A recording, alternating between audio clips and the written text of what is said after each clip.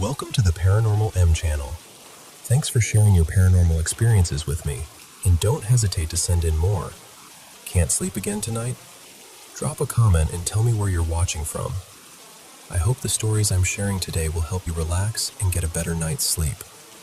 Be sure to subscribe and turn on notifications so you don't miss the latest videos. Now, switch on your bedside lamp, snuggle under the covers, and let's dive into tonight's paranormal stories. Okay, so, I need you to picture the kind of doll that looks normal at first, but the longer you stare at it, the more you feel like it's staring back. That's the one I'm talking about. My mom, well, I'll call her Marianne, has had this doll since she was a kid, like decades. It's one of those sweet childhood keepsake things to her. To me, it's been a problem my whole life. And it's not like my mom is some total skeptic. Our house has always had weird energy. Little things, footsteps when nobody's walking, cold spots in places that don't make sense. But this isn't even about the house. This is about the doll. Because that thing feels separate, like it carries its own mood. When I was little, maybe 5 or 6, Marianne kept that doll in my bedroom. Apparently it was cute and special and sentimental. But I hated it. I hated it in the way kids hate things when they don't have the words for why yet. I used to turn its head away from my bed and line up my other stuffed animals facing it, like I was assigning them guard duty. I know that sounds ridiculous, but it was the only way I could sleep without feeling watched. And speaking of sleep, my bed used to shake. Not like a small vibration. I mean violent, like someone grabbed the frame with both hands and rattled it as hard as they could. I told my parents. They did the classic adult thing. It was probably a dream. The house is settling. You're imagining it. You know. Until one night I begged Marianne, like, please just sit here until I fall asleep so it stops. She finally did, sat on the edge of the bed, kind of rolling her eyes like she was humoring me. And then the bed started shaking. I still remember the way her face changed. She didn't laugh. She didn't explain it away. She jumped up like she'd been shocked, and she just stared at the mattress like it had betrayed her. And I was this tiny kid sitting there thinking, thank you. Finally, I'm not crazy. But the doll, that's where it gets worse. One night around that same age, I'm trying to fall asleep while the bed is doing its usual horror movie routine. And I swear to you, the doll's head slowly turned. Just turned. Like it had been listening and decided it was time to join in. And then it moved. Not toppled over, not fell off the shelf. It crawled toward me. I started screaming so hard I couldn't breathe. And here's the part that still makes my stomach flip. It sounded like it was laughing. Not like a cute hee-hee toy sound. Like a nasty little giggle that did not belong in a child's room at night.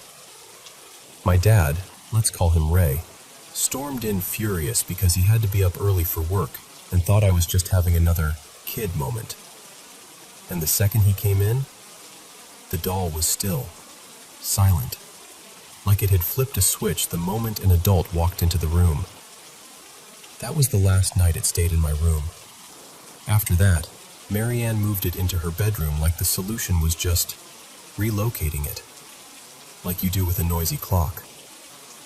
Years go by, middle school age. I come home one afternoon, backpack half off my shoulder, thinking about snacks and homework, and I walk into the living room and just freeze.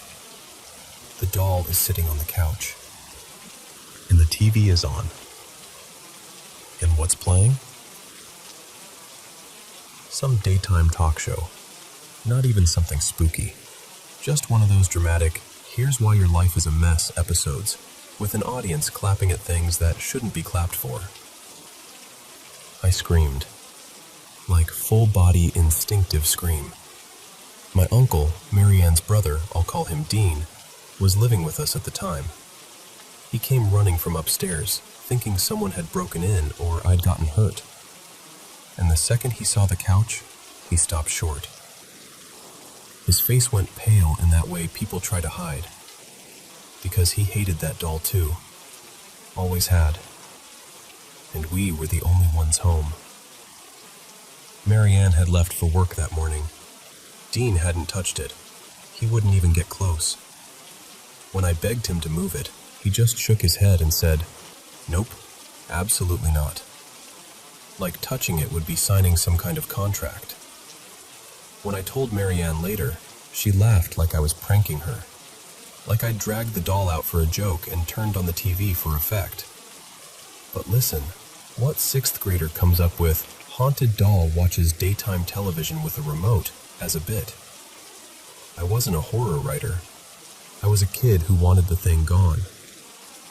Now, jump to recently. I'm home from college for the summer. Older, tired, trying to be normal about it. I'm walking the dogs down the hallway to bring them into Marianne's room, and I glance over. The doll is on her nightstand. Like it belongs there. Like it's part of her bedtime routine. So I ask, super cautiously, "Why is that in here?" And Marianne squints at me like I'm being weird and goes, "What do you mean? You put it there." Which, no, absolutely not. And then she doubles down and says she thinks I carried it upstairs earlier, while we were both home, and set it up there like some kind of joke. She even says she walked in and the TV was on in her room, like the doll had been watching the news. The news. And she's looking at me like I'm the one staging this, like I'm the one creeping around the house playing doll butler. I didn't do it. I swear I didn't. And the worst part? This isn't new. I've tried to get rid of it before. I've begged her for years. Donate it, throw it away, lock it in storage, anything. I've even tried, on my own, to get it out of the house. And somehow, some way, it always comes back. Back on a shelf, back on a chair, back in a room it wasn't in before. Like it's reclaiming territory. So now I'm stuck in this place where I'm too old to be afraid of a doll, but I am afraid. Because it doesn't feel like a toy. It feels like a presence wearing a toy's face. And my mom, Marianne, she'll laugh it off and say I'm dramatic, but I can tell there's a part of her that doesn't like talking about it too long. Like if she jokes too hard, she won't have to admit what it might mean. I don't know what to do anymore. I'm not asking anyone to believe me blindly. I know what I've seen. And I know that doll does not stay where you put it.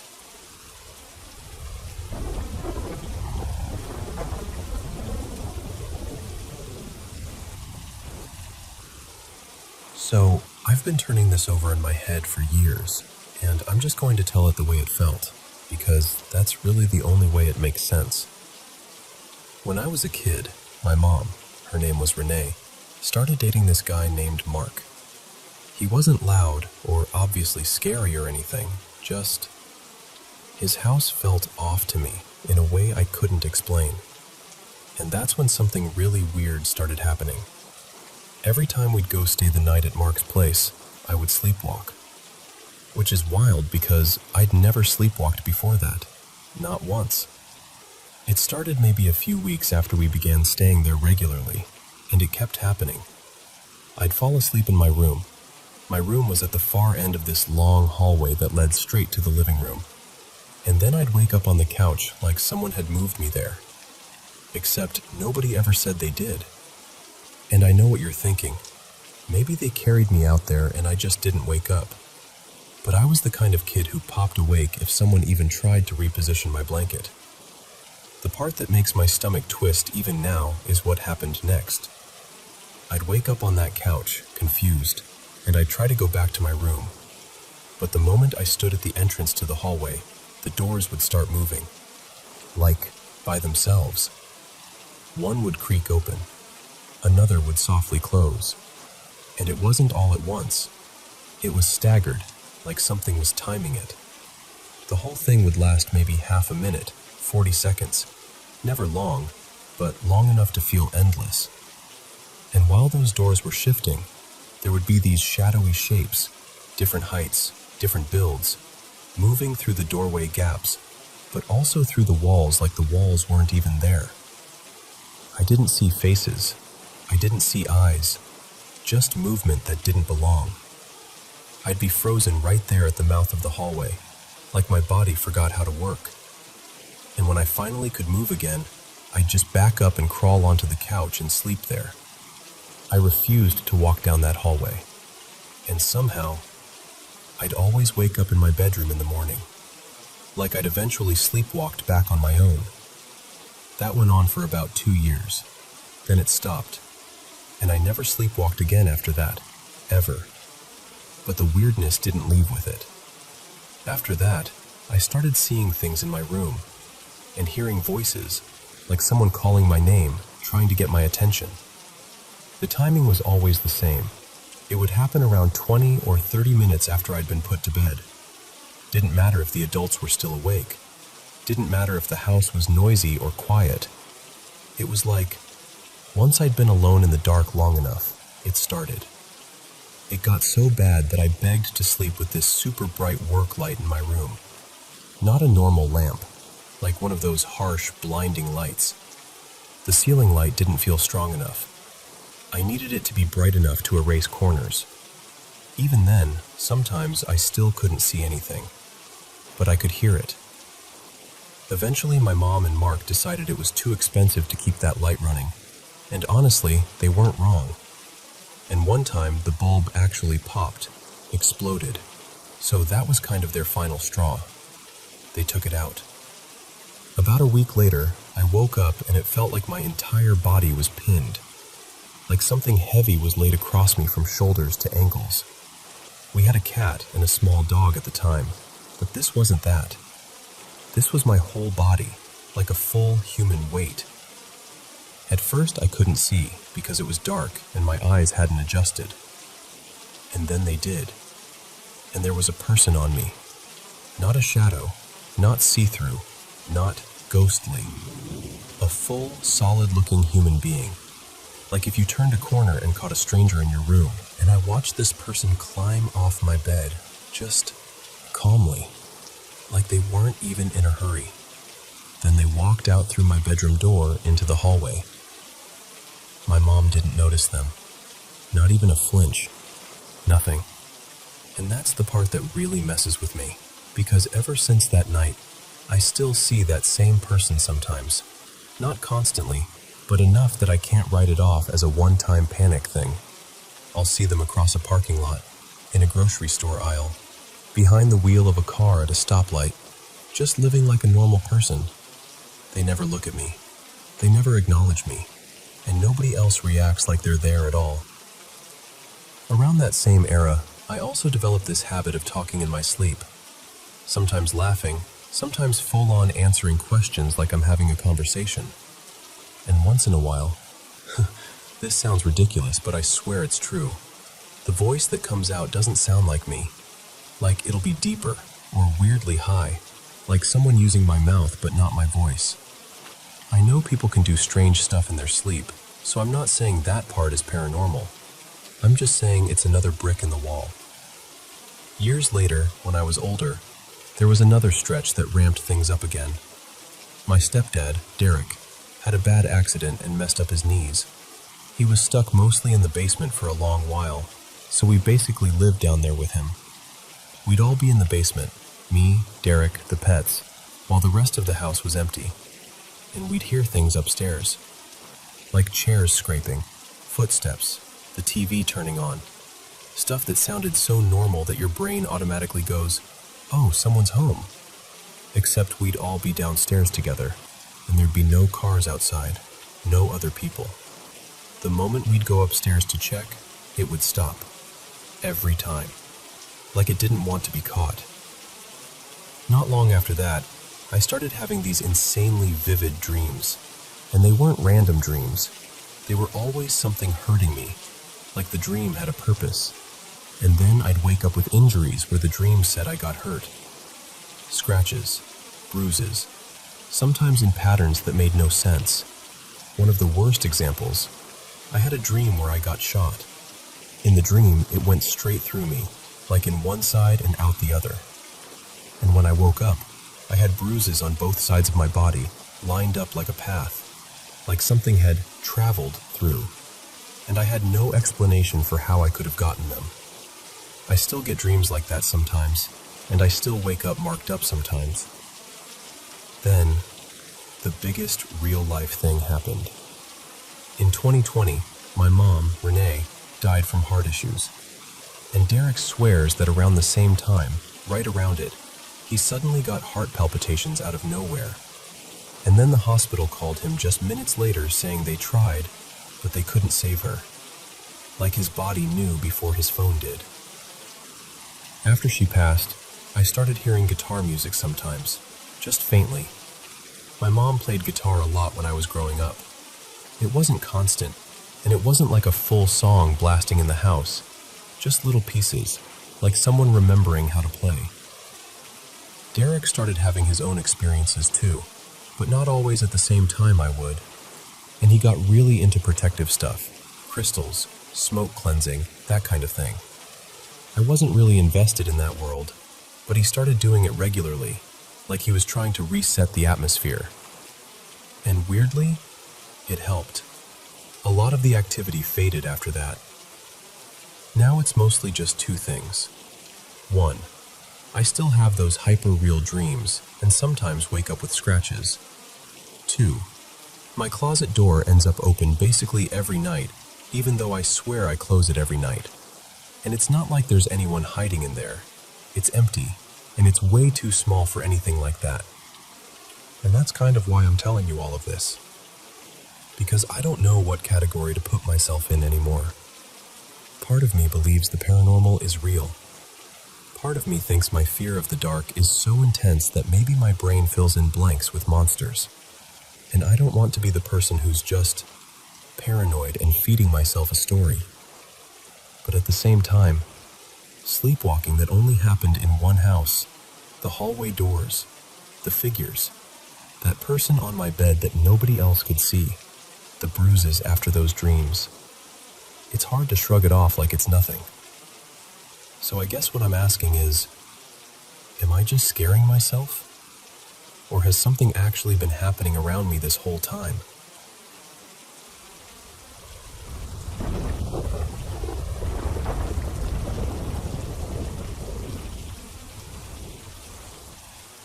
Hey, so I've never really told this story out loud without feeling a little silly, but something genuinely strange happened to us, and I still can't explain it. At the time, my partner Camille and I were living in France. We were in our early 30s, pretty grounded, not the kind of people who go looking for paranormal stuff. In late 2021, we moved into this apartment in Saint-Étienne-du-Rouvray, not far from Rouen. Honestly, on paper it was perfect. Quiet building, great insulation, warm, clean, the kind of place you'd expect to feel immediately like home. But it didn't. Nothing bad at first, just this subtle feeling, like we were renting space in someone else's life. Like we couldn't fully settle, no matter how much we tried. Then, about a month in, we sold our old bed frame and ordered a new one. The delivery got delayed, so for about a week, we slept with the mattress on the floor. And that's when the weirdness started. The first thing that happened was small, but it hit us in this unsettling way. Camille went downstairs to take out the trash. It was one of those quick trips, so she didn't lock the door behind her. I was still upstairs, stretched out on the couch watching TV, not moving, not even getting up. A minute later, she came back up, and the door was locked. Like, properly locked. She tried again, thinking maybe she'd made a mistake, but no. The key turned, that stiff little click you feel when a door is definitely locked. I opened it from inside, and we both just stood there, staring at each other like, okay, how? We tried to laugh it off. Maybe the lock was weird. Maybe it caught on its own. Whatever. But then that evening, right before bed, we noticed the light bulbs in the bedroom lamps were loose, like someone had started unscrewing them. Not fallen out, not broken, just loosened enough to flicker and fail. We figured it was just from moving furniture around, so I screwed them back in, tight. The next morning, loose again. Not just one, multiple bulbs. And then we noticed extension cords were unplugged, like cleanly pulled out. Anyone who's ever used one knows, they don't just slip out on their own. You have to pull. So again, we plugged everything back in. We checked the sockets. We checked if the cords were under tension or bent in some weird way. Nothing. A couple hours later, same thing. Unplugged. Bulbs loosened again. That's when we stopped trying to rationalize it and decided to test it. We set my phone up to film the corner of the room, angled toward one of the lamps, just to prove to ourselves it was nothing. It didn't make sense. After that, it was like the room started playing tricks. Books that had been neatly stacked would be on the floor. Small things weren't where we left them. Not dramatic, not like a movie, but enough to make you doubt yourself constantly and then realize, no, you're not imagining it. We lasted maybe another week. We weren't eating properly, we were tense all the time, and the apartment felt heavier every day. So we made the decision to leave. And here's the part that still gives me chills. When we came back later to clean and do the final inventory, we walked into what had been the bedroom, and it was noticeably colder than the rest of the apartment. Not a little drafty, like stepping into a different temperature zone. Even the person doing the inventory, someone totally neutral who didn't know anything about our experience, paused and said something like, "That's strange. This room is really cold." Camille and I just looked at each other because neither of us had said a word. We moved out. New place, new start. And since then, nothing. Not a single weird sound. No bulbs unscrewed. No cords unplugged. No crashing mirrors. Just normal life. I don't know what it was. I'm not claiming I know. But I do know this. Whatever happened in that apartment wasn't normal, and I'm still grateful we left when we did.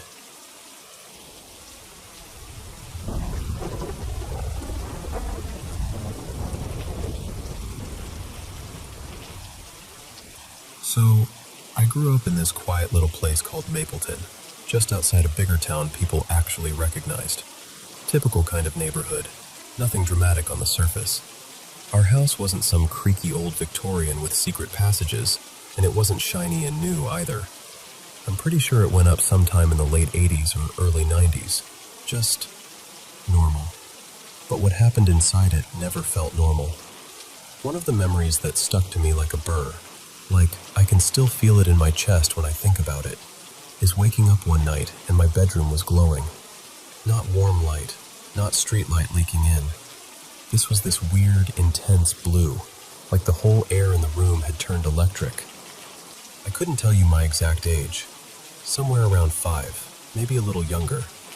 My room was upstairs, facing our fenced backyard, and beyond that was this stretch of trees, more like a scruffy little forest to a kid. And I remember being in bed, blinking, trying to make sense of what I was seeing. And there were 3 figures in my room. The best way I can describe them is, they didn't look fully real. Like they were there, but also kind of flat. Like silhouettes that forgot how to be 3-dimensional. Hazy around the edges. Not quite shadows, not quite people. I remember them moving closer to my bed. And then, nothing. That's where it cuts off. Like someone just snipped the tape. Here's the thing that messes with me. For the first 10 years of my life, I was absolutely, completely terrified of anything even vaguely alien. And I mean terror. If I saw a picture of one of those stereotypical gray faces, big eyes, small mouth, I'd freeze. Full panic. Sometimes it got so bad I'd end up humiliating myself as a kid.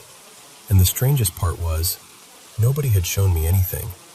It wasn't like I was watching sci-fi movies or being fed spooky stories. It was just there, like a fear installed in me. I'm in my mid-20s now, and the older I get, the more that blue light memory starts to feel less like a dream and more like something I'm not supposed to remember. And that wasn't the only odd thing in that house. When I was really little, like toddler age, I had this habit of laughing in my sleep. Not little giggles either, proper laughter. Sometimes it would build until I'd start crying, still asleep the whole time. My arms would wriggle around like I was reaching for someone, stretching up like I was playing a game with an invisible person right above me. It freaked my parents out at first, my mom, Rachel, and my dad, Dean. They'd stand at the doorway and just watch, trying to decide if they should wake me up or pretend they hadn't seen anything.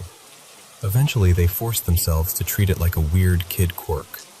Sleep stuff, you know? Until one night. This would have been before my little brother was born, so I must have been around 3. Mom and Dad are downstairs on the sofa watching a movie. Late, lights low, that drowsy quiet you get when the whole house is asleep. The living room sat right beside the staircase, and upstairs there was a short landing with a corridor leading to my room. Mom decides to check on me. She goes up the stairs, soft-footed, like you do when you don't want the creak to wake the kid. When she reaches the top, she can see my door isn't fully closed, just this tiny crack. And through it, with moonlight coming in from my curtain, she sees a figure standing over my bed. And there I am, like always, laughing in my sleep. She says something like, "You got back down here fast." And Dad looks at her like she's lost it. He's like, "I haven't moved." And that's when the mood changes. You know that instant switch, when your stomach drops and your body decides before your brain does that something's wrong. They both rush upstairs, and my bedroom door is now wide open. Every light in the room is on, and my parents were the kind of people who never left lights blazing for no reason. And I'm sitting upright in bed, eyes shut, still asleep, laughing so hard tears are streaming down my face. No adult in the room, no explanation, just this awful sense that something had been there and it didn't want to be caught. Not long after all that, we moved countries. My family packed up and emigrated to Australia. New life, new schools, new everything. You'd think leaving the house would leave the weirdness behind too. But there's one more thing that happened right near the end. Something so stupidly specific it's almost funny. Except it isn't. While we were packing and movers were clearing out the place, this would have been around 2008-ish, give or take, Mom comes home and one of the workers calls her over like he's found something important. He goes, "Are these yours?" And he hands her 3 neat little piles of socks. Clean socks, pressed-looking socks, like someone had actually taken the time to stack them properly. Mom just stares at them, because for years in that house, socks had been disappearing. Not whole pairs, just one sock at a time. Always one missing. And we had this sad drawer full of lonely single socks that never found their partner again. She asks him, "Where did you get these?" And he tells her they found them stuffed right at the back of this narrow gap above the cooker, like this tiny space between the extractor unit and the ceiling. Barely enough room to fit your fingers up there. And the extractor itself was huge, wedged into this alcove. Big, heavy. The sort of thing you don't casually shift around. What made it worse was this. The top of the extractor was coated in this thick, undisturbed layer of dust. Like years of it. But the socks? Not a speck. No dust. No grime. Nothing. Just 3 tidy stacks sitting like they'd been placed there yesterday, without any marks around them, without anything disturbed, and with zero sign that the unit had ever been moved. And I remember my mom standing there with these socks in her hands, genuinely speechless, because what do you even say to that? It's such a small thing, socks going missing, right? But it's the feeling of it.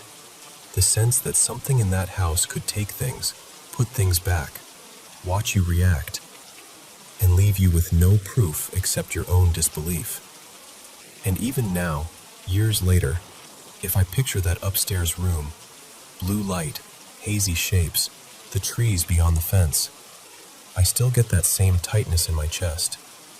Like some part of me is still 5 years old, staring into the glow, trying to remember what happened after they stepped closer.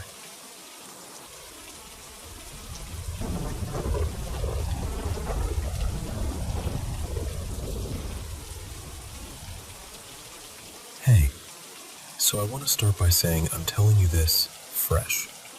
Like, I got home not even 2 hours ago, and I'm still trying to shake the feeling off my skin. I'm not someone who goes looking for paranormal stuff. Honestly, I'm usually the there's gotta be a normal explanation person. So, my partner, Mara, and I have this thing we do. Late night hikes. There's this huge historic park near us, mostly thick woods, a creek cutting through it, and it sprawls so far it actually bumps up against multiple state lines. There's even a trail where you can cross through all of them if you really want to. We've been out there so many times I could walk parts of it with my eyes closed, and it's never once felt weird. Not once. We usually park by this old little church, and right next to it, there's a Revolutionary War cemetery. It's kind of locally famous because of this one grave people call the ticking tomb. I've wandered the whole park, day, night, fog, snow, everything. It's familiar, safe even. But tonight was different from the moment we turned off. We left the house around 10:30-ish, kind of on a whim. And instead of taking the normal paved access road like we usually do, I decided to go down this narrower, dirt and gravel road that cuts through the woods. I don't even know why.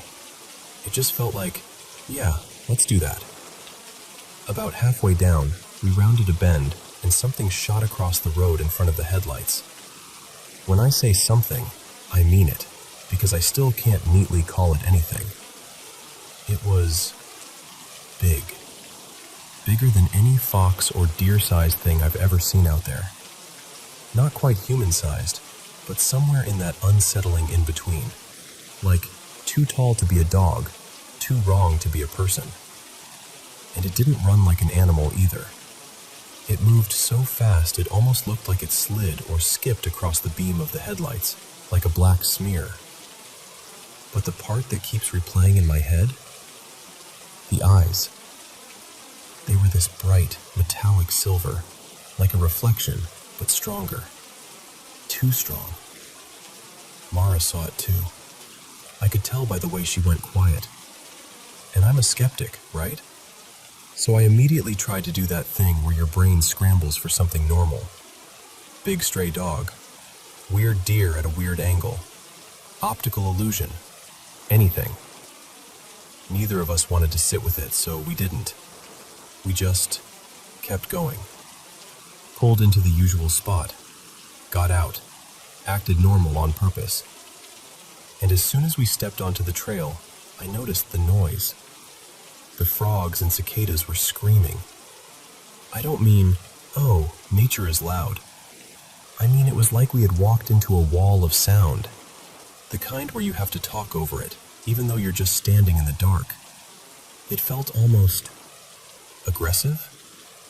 Like the woods were buzzing on high alert.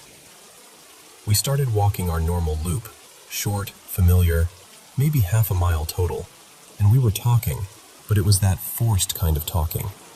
Like when you can feel the mood dipping and you're trying to keep it afloat with little jokes and random conversation. And this part freaks me out, because I didn't know it until later. Apparently, a little ways in, maybe 100 meters, Mara started hearing what she thought were faraway voices.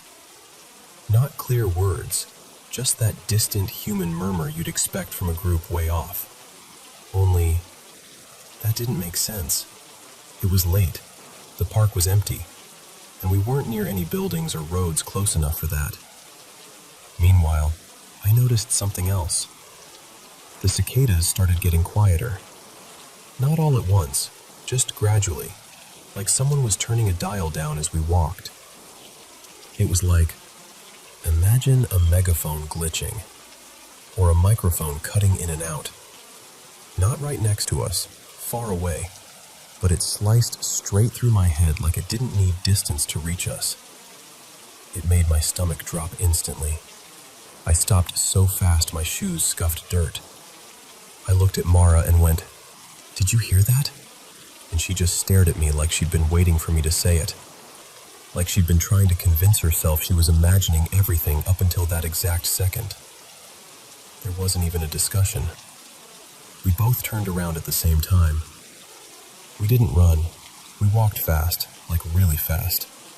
And I remember thinking very clearly, don't run. Running makes you pray. I know how dramatic that sounds, but that's genuinely where my brain went. The whole walk back felt wrong.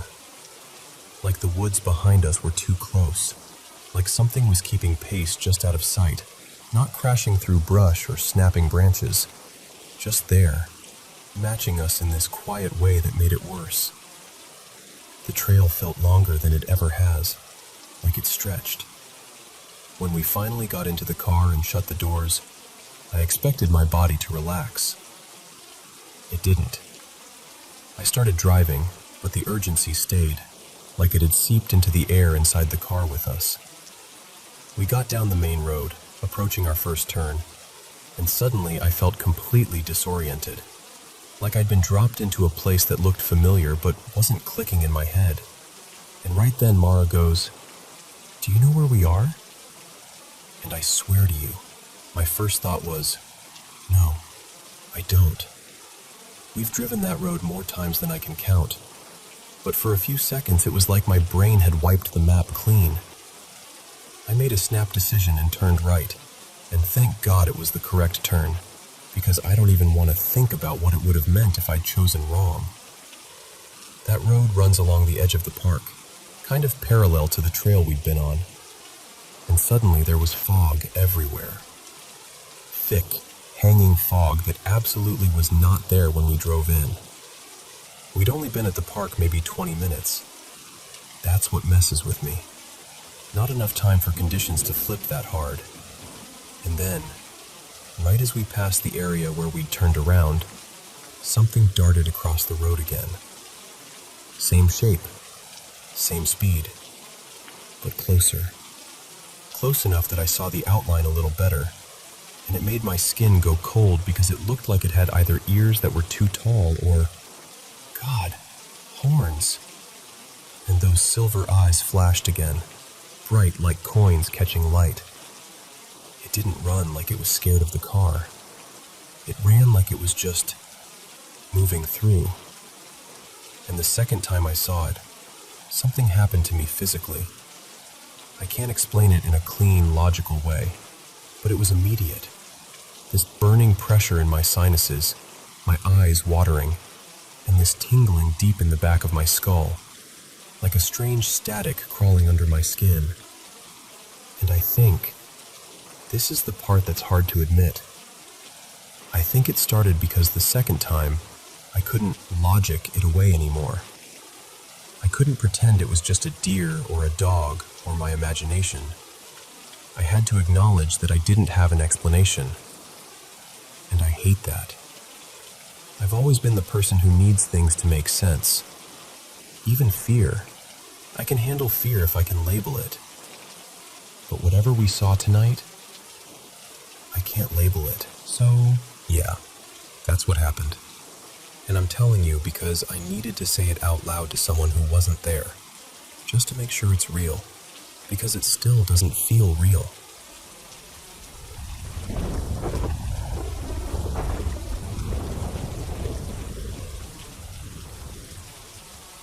So, this all really started back in early spring, late March I think, when the woods were still kind of bare and see-through. No leaves yet, just black branches and that damp, thawing earth smell. My housemate, Mira, poked her head into my room one night and was like, "Hey, come outside, the sky is unreal." And normally I'd say no, because it was past midnight and I love my bed, but something about her tone made me grab a hoodie and follow her out. We stood in the yard, staring up at the stars for, I don't know, maybe 10 minutes. It was quiet. The kind of quiet where you can hear your own breathing. And then, out of nowhere, we hear this man singing in the woods. Not humming, not whistling, singing. Loud. Like he was performing. And it made absolutely no sense because it was around 2:30 in the morning, and we're not talking about a little patch of trees behind a neighborhood. We're tucked way back, surrounded by forest. Also, it was pitch black. No flashlight beams, no headlamps, nothing. And since the trees were still bare, you could actually see farther than you normally can. If someone that close had a light, we would have spotted it instantly. We didn't debate it. We didn't investigate. We just did that thing where your bodies agree before your brains do. Turned around and went straight inside, locking the door behind us like we were in a movie. The only way I can describe the sound is, do you know Over the Garden Wall?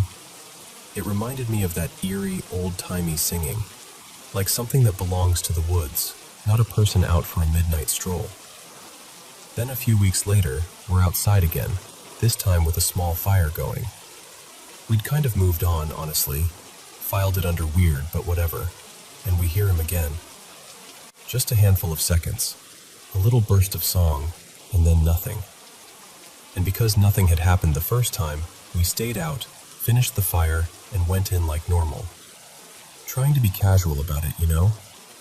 Like if we acted unbothered, it would be less real. After that, it went quiet for a while. And then, early June, I had this dream that still bugs me when I think about it. In the dream, there was this little figure, like a kid, but not exactly, wearing a bright red raincoat, darting around near the pond back in the woods. And I kept trying to focus on him, trying to get a clear look at his face, but he moved too fast. Every time I almost saw him properly, he'd slip out of focus again. And the strangest part was the feeling I had in the dream, like he liked that I couldn't perceive him, like it was funny to him. And I remember getting genuinely irritated, like, stop playing with me. The next day, before I even told anyone about the dream, my partner, Caleb, comes in and goes, "Okay, so I heard the singing again. But here's the difference. It was broad daylight." He's more of the let's solve it type than I am, so he assumed it was some distant neighbor messing around. So he followed the sound into the woods, and he told me the whole thing like he still couldn't wrap his head around it. He tried to move quietly, kind of sneak up on whoever it was. And every time he got close enough that he felt like he should finally see someone, the voice shifted. Not faded, shifted, like it relocated. At one point, he said the singing was so loud it had to be right around the bend of the trail. He literally sped up and jumped around the corner, like, "Got you." And the second he did, the singing stopped. Just dead silence. And then, a few seconds later, it started again from a completely different direction, across the road, in another stretch of woods that would take 10 minutes to get to by the trail. He sprinted over there, sweating, heart pounding, determined to catch this person in the act. But when he got there, the voice was already farther away again, like it was staying just out of reach on purpose. Eventually, he came back home out of breath and frustrated, and he said something that stuck with me. It felt like it was enjoying messing with me, and I don't know why I kept chasing it. I just got mad. And that's exactly how I felt in the dream. That same weird frustration, like something was tugging at you just enough to make you react. Fast forward to August 9th, and we hear him again, just for a few seconds, like a quick sample. And it was almost like, the second we recognized it, it stopped. Like it didn't want to perform once it knew we were listening with full attention. And it hasn't just been the singing. There have been these other little moments that feel off. Like a few days before that, I'm sitting at the picnic table scrolling on my phone, and I hear a neighbor in the distance calling for their dog. Totally normal. But then, on the other side of the woods, I hear this higher-pitched voice mocking him, repeating the call in this sing-songy way. Not perfectly, but close enough that my stomach dropped. And then there was the chicken thing. One night, our hens fell asleep on the porch like they owned the place, so we went out to bring them in. Each time we picked one up, it did that indignant little chicken squawk, all offended and startled. We got them all safely inside, and then, from the woods, we heard what sounded like a chicken making the same startled noise, except wrong. Like a rough imitation, like something trying to do it from memory. I'm not someone who jumps straight to, it's paranormal. I'm really not. I've always been the skeptic in the group, and honestly I still am. But I'm also open to the idea that there are things out there we don't understand. Or maybe things we understand poorly. Maybe it's a person. Maybe it's an animal. Maybe it's something mundane with a very unsettling vibe. All I know is, since we moved here, the woods have felt like they have a sense of humor. Nothing bad has happened. No threats, no injuries, no escalations. Just this repeating feeling that something is trying to get a reaction out of us, like we're being toyed with. So at this point, our plan is painfully simple. Don't feed it. Don't chase it. Don't answer back. Just let it get bored. And I guess we'll see if it does.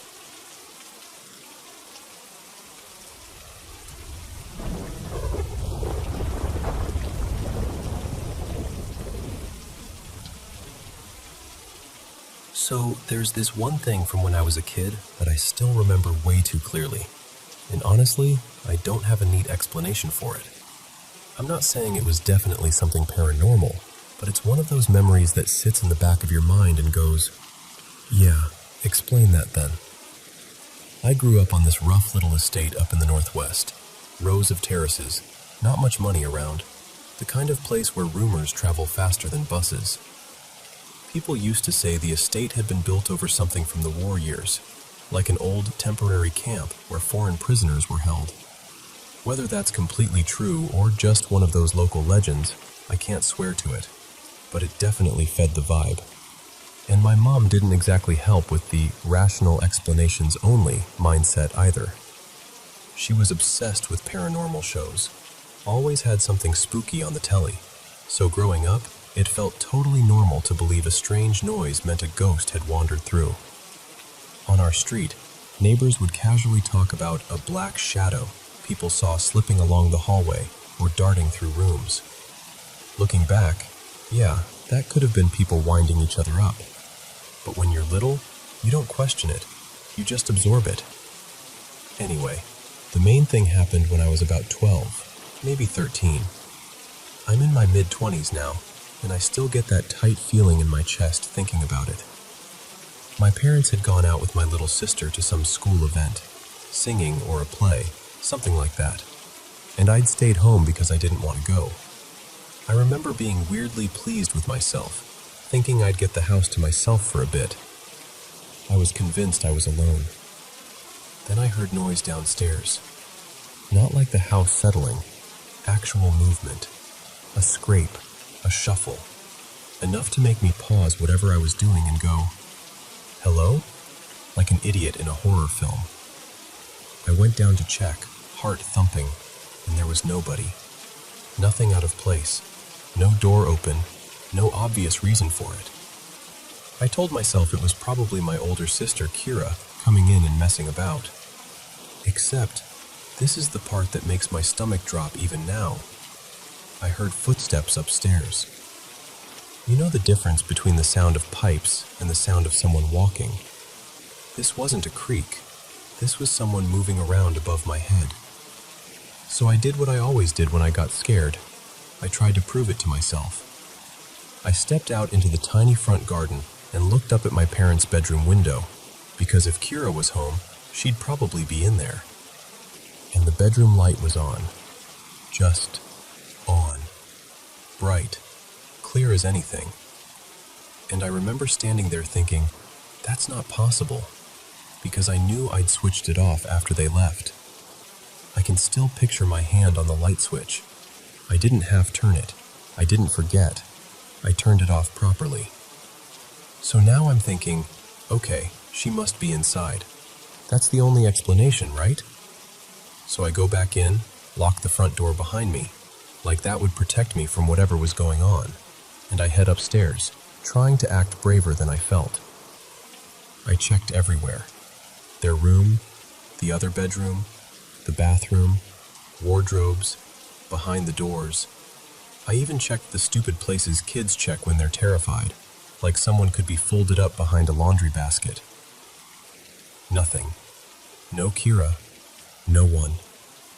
I turned that bedroom light off again, standing there with my hand still on the switch, like I expected it to flick back on the second I let go. And then, right as I'm about to walk out, not a little clatter, a proper, violent smash. I bolted down the stairs so fast I nearly slipped, and when I got into the kitchen, I just froze. There was a plate on the floor, shattered into pieces, and every cupboard door was open. Every single one, wide open like someone had flung them in a rage. The cupboard where the plates were kept was up above the counter to the left, high enough that it wasn't like a toddler could have done it or something. And it wasn't just one door hanging ajar. It was like the kitchen had been thrown open. I didn't stand there doing detective work. I didn't count plates or inspect hinges. I couldn't. My whole body was screaming at me to leave.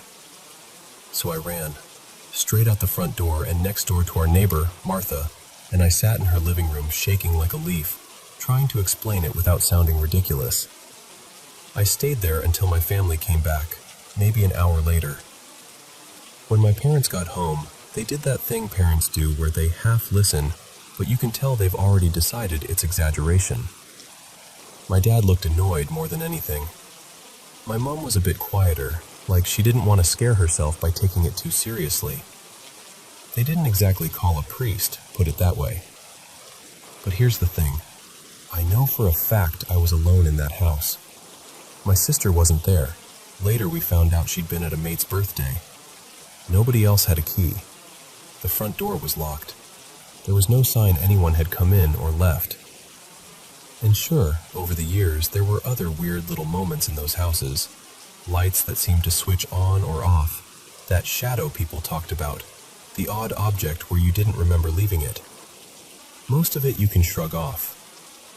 But that night, the footsteps, the light, the crash, the cupboards all open at once. That one never fit neatly into I imagined it. So I don't know. Maybe there's a normal explanation and I've just never found it. Maybe it was something electrical, or a neighbor pulling some kind of prank, or the cupboards were dodgy and the plate was balanced badly and I connected dots that weren't connected. Or maybe it was something else. I'm not saying I believe in ghosts, not automatically. But I do think it's smart to keep an open mind, you know? Because sometimes something happens, and it leaves you with this quiet little question you can't quite get rid of. What was that? Really?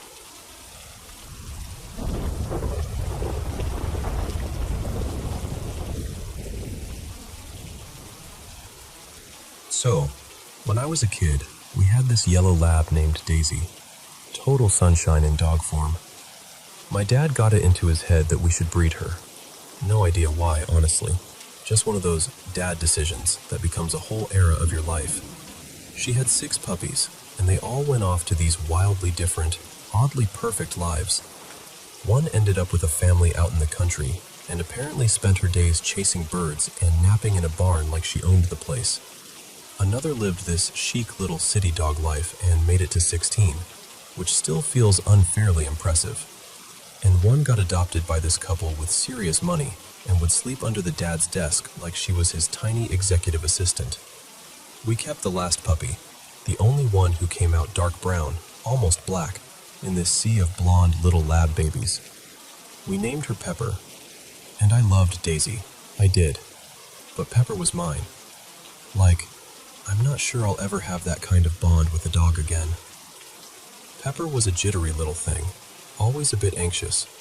but she was also the gentlest, most devoted creature. And I really needed that. I had a rough time as a teenager, like genuinely rough. There were days I felt so unlovable it was almost physical, like it sat on my chest. And Pepper would just refuse to let me disappear. If I shut myself in my room, she'd scratch at the door and whine until I opened it. If I curled up somewhere trying to hide, like the closet, which is dramatic, yes, but that's where my brain was, she'd find me anyway. And if I cried, she'd push her head against me, right into my ribs like, "No, I'm here. You're staying." She didn't care what kind of day I was having. She just loved me, fully, like it was the easiest thing in the world. When Daisy was 8, she got diagnosed with bone cancer. The vet laid out the options: amputation, chemo, but also said it was aggressive and likely to come back anyway. My parents decided not to put her through all of it. They chose comfort. We had a few months where Daisy had some good days, still eating, still wagging, still being herself, and then more and more bad days. Eventually, a vet came to the house, and Daisy went peacefully, right there in her own home. Pepper took it hard. She'd always been skittish, but after Daisy was gone, it was like the floor dropped out from under her. Everyone could tell. My mom, who had always been pretty strict about dogs belong on the floor, started letting Pepper up on the couch like, "Okay, rules don't matter. You're heartbroken." We all babied her for a while. She improved over time, but she was never quite the same. And then, years later, Pepper hit 9 and she started limping. I remember that moment so clearly because I think part of me knew. The vet confirmed it. Another bone cancer, and even more aggressive. The timing was brutal. Right before the holidays, right when everything is already emotional and heavy. For a little while, medication helped. There were stretches where she seemed almost normal again, still following me around, still leaning into my legs when I stood in the kitchen, still doing that thing where she'd sigh dramatically like she had a full-time job and bills to pay. And then, one morning in January, she didn't get up. She stayed curled in her bed, breathing shallowly, eyes open but far away. My parents called the vet, and I got furious. Like seeing red furious, because it was her first truly bad day. Her birthday was coming up in a week or two. I kept thinking, we can't do this now. Not now. She just needs a little more time, and I can't even describe the anger and grief. I felt like the one being who loved me without conditions had been taken away, and I didn't get a vote. I was wrecked. I was lonely. I was so mad at my parents I could barely speak to them. Now here's where it gets strange. My mom always talked about being visited by family members who'd passed. Little signs, little moments, dreams that felt different than regular dreams. And I'd had my own weird experiences before too. Like a stretch in college where I swear something was haunting me. I know how that sounds, but that's the closest word for it. Anyway, about 2 weeks after Pepper died, I had this dream that felt more real than real. In the dream, I wasn't me. I was something low to the ground, running at full speed, like pure muscle and instinct, racing away from my childhood home and across these endless roads toward my college campus. I flew through the world like nothing could stop me. I tore across campus and basically launched myself up to the second floor of my dorm, and then I passed through the wall like it was mist, straight to my bed. And then, this part still makes my stomach twist. I laid down on my own sleeping body, right on my chest. And the moment I did, I felt the worst pain I've ever felt in my life. Not like a cut or a bruise, like my body was decaying from the inside, like my bones were splintering, like my ribs were going to crack open. I woke up sobbing, just immediately. Like I launched out of bed, heart racing, shaking, crying so hard I couldn't breathe. And in that instant, I knew it was Pepper. It felt like she'd come to find me because she could tell how destroyed I was. But she was still carrying her pain. Like, whatever comes after doesn't automatically heal you right away. Or maybe grief clings. I don't know. Still crying, I just talked to her, out loud, in my dorm room, like a person having a completely normal moment. I told her it was okay. I told her I didn't want her to hurt anymore. I told her I'd wait, that she could come back when she felt better. And then I didn't dream of her for a long time. But years later, now it happens all the time. I'll be in some random dream, something totally unrelated, and suddenly there she is. Sometimes Daisy, too. They'll show up like they've been there the whole time, like it's the most natural thing in the world. Not long ago, I dreamed I was back at my childhood home, and I walked past the front door and saw Daisy lying on the rug like she used to. And the dream just stopped. Like the whole story paused to make space for that moment.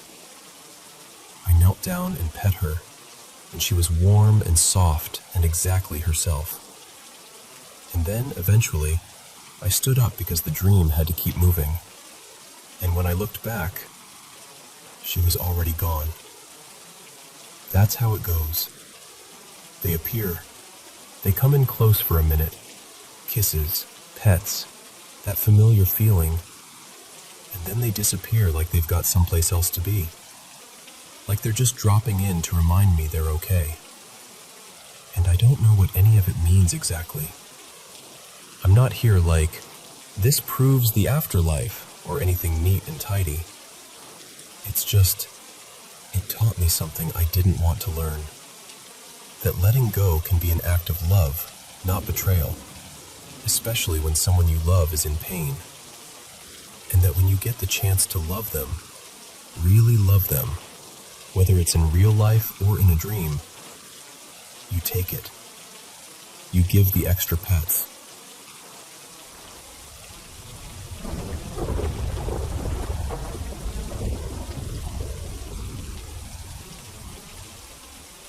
So, I've been meaning to tell someone this for a long time, because it still sits in my chest in this weird way.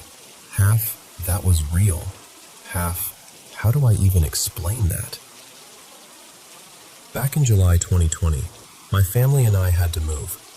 A bunch of reasons piled up, and we ended up renting this house in a Muslim-majority country. We're a Muslim family too, so nothing about faith or prayer was unusual in our home. But what happened in this place was something else. Before we even moved our boxes in, my parents went to check the house out properly, and in one of the built-in closets, they found a dead cat. I know, awful. But the part that made my parents go quiet was, it wasn't just dead. One of its legs looked like it had been cut cleanly, like neat. Not crushed, not mangled, not what you'd expect if a door slammed on it. My dad kept staring at it, like he was trying to convince himself there had to be a normal explanation. Then we actually moved in, and that's when we noticed something else. Almost every door had a small Quranic verse taped to it. Like someone had gone room to room and made sure each doorway was covered. Naturally, we asked the landlord about it. He just smiled and said, "It's for blessings." But here's the thing. Every time we paid rent, he'd look at us and ask, in this oddly careful tone, "Everything okay? So far?" Like he wasn't making conversation, like he was checking a situation. We had a Persian cat, male, a little dramatic, honestly, and he always preferred hanging around the outer area of the house instead of inside. At first, he seemed fine, like he settled in quickly. But then, about a week in, he did this thing that made my skin crawl. For 3 days straight, he kept staring at one specific direction. He barely ate, barely drank. He'd perch up on the boundary wall and just lock onto the empty house next door. That neighboring place was abandoned, by the way. No people, no animals, no movement. Nothing. But our cat looked furious. Not curious, furious. Like he was ready to jump into a fight with something we couldn't see. And then, the dead cats started showing up. I wish I was exaggerating, but we counted around 8 or 9 in the months after we moved in. Just cats found outside, nearby, sometimes in corners where they looked like they'd simply collapsed. No obvious injuries, no hit by a car look, no blood, no signs of age. It got to the point where we were too scared to let our own cat outside because we didn't understand what was happening in that area around our home. Then something happened to me and my mom that I still can't talk about without feeling shaky. I was upstairs studying one day, and suddenly I heard my mom scream from downstairs. One of those screams that doesn't sound like surprise. It sounds like pure fear, like someone is being hurt. I ran down the stairs, heart pounding, and my mom was already running up toward me, and she screamed at me, "Are you okay?" I froze and yelled back, "Are you okay? I heard you scream." And she went pale and said, "I heard you scream." So we just stood there on the stairs, staring at each other, because somehow we'd both heard the other person screaming like they were being murdered, even though neither of us had screamed. We stood there for a long time, maybe 20 minutes, maybe longer, just trying to make our brains accept what had happened. There was no one else in the house. Nothing fell. No doors slammed. No explanation. Just that scream, 2 versions of it, like it was placed into the house. Another time, my father was asleep downstairs, and he swears someone whispered directly into his ear, "Wake up, Fareed." Not harsh, not threatening, just a young male voice, close and calm. And then there was the incident that I think scared me the most, because it felt so personal. It was winter, early 2022, and I was studying for exams around dawn. It was maybe 5:30 or 6 a.m. I was sitting on the floor near a heater, half asleep but forcing myself to focus. My mom is very religious, and she has this habit after prayer where she'll come close and blow gently on my face as a kind of blessing, like you're cooling something warm, but it's meant lovingly. So I'm studying, and I feel someone gently tuck my hair behind my ear. Then I feel that soft breath on my face, and without even thinking, I turned, smiling, ready to hug my mom. There was nobody there. Nobody. I didn't even scream. I couldn't. I just stayed frozen, like if I moved, whatever it was would realize I noticed. Not long after that, I was studying again, this time on my bed, and I felt the mattress dip right in front of me, like someone had sat down. And then the room suddenly smelled like flowers, like roses, strong and fresh. Here's the strange part. I didn't feel threatened. I felt this weird calm, like it wasn't there to hurt me. So, against every survival instinct I have, I actually spoke out loud, kind of nervously joking. And I said something like, "Look, the only truly religious person in this house is my mom. If you want to bother someone, go bother her." And I swear, I felt that presence lift, like it stood up, like it left. Nothing else happened that day. My mom, though, she had her own experiences, and I know she didn't tell me all of them, but I saw enough. Whenever she prayed, especially late at night or at dawn, she'd suddenly stop and look unsettled.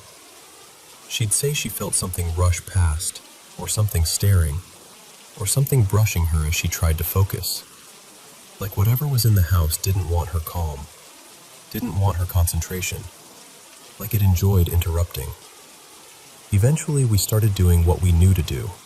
Recitation, Quran, consistent prayer, seeking protection, doing it seriously, not casually. It didn't change overnight, but over time, the incidents became less frequent.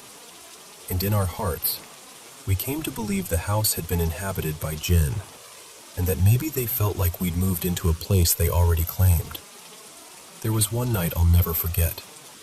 My mom had this loud, one-sided conversation, angry, firm, fearless. She basically told them, "If this was your home, you should have warned the owners before we came. Either live peacefully or leave, because we are not going anywhere, and we will make sure this house is protected." After that, and after a lot of spiritual cleansing, things calmed down. And now, it's almost quiet, almost normal. But even saying that out loud feels like tempting something, because the truth is, I still don't know what all of it was. I only know what it felt like to live through it.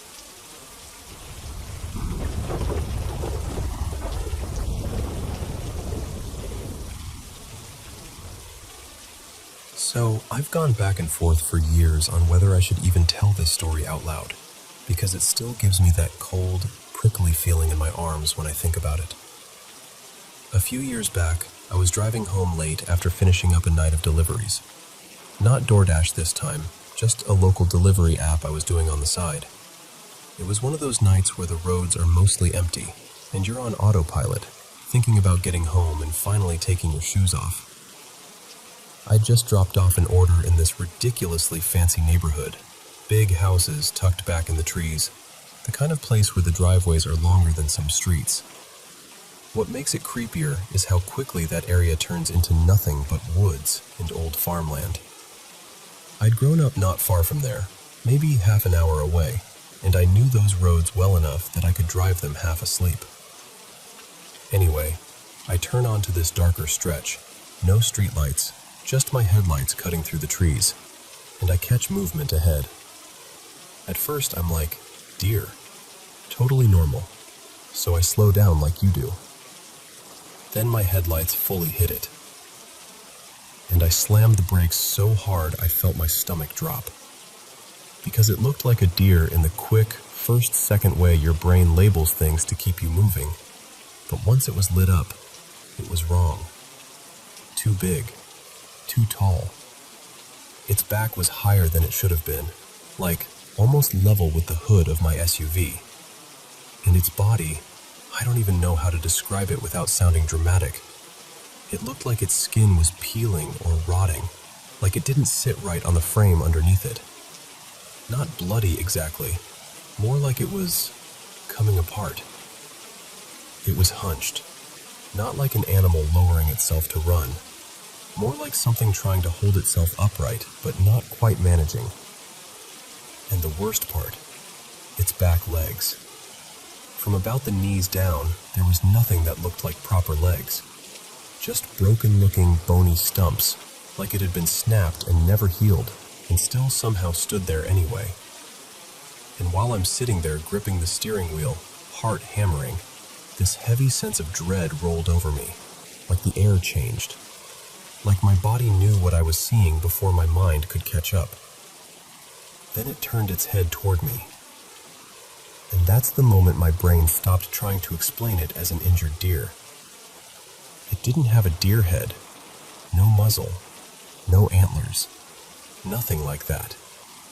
It was more like a human skull, but simplified. Rounder than it should have been, almost blank, like a terrible mask. If you've ever seen a child's drawing of a face, just a circle with features placed wrong, that's the closest comparison I've got. Where the eyes should have been were these dark, empty voids.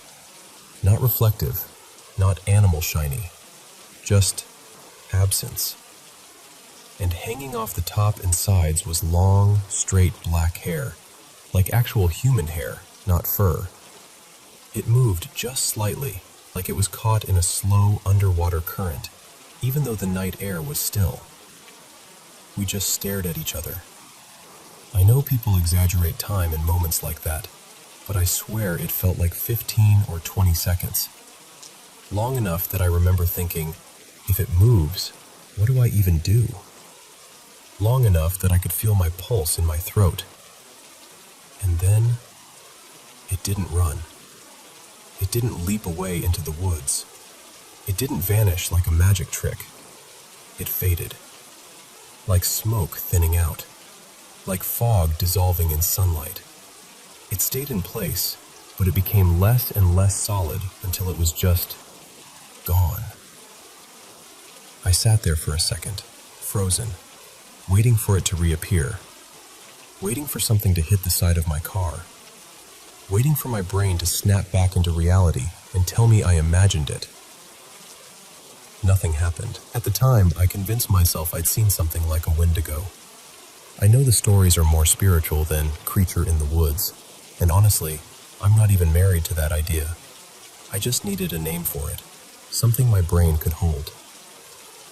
Here's the part that makes it harder to shrug off, though.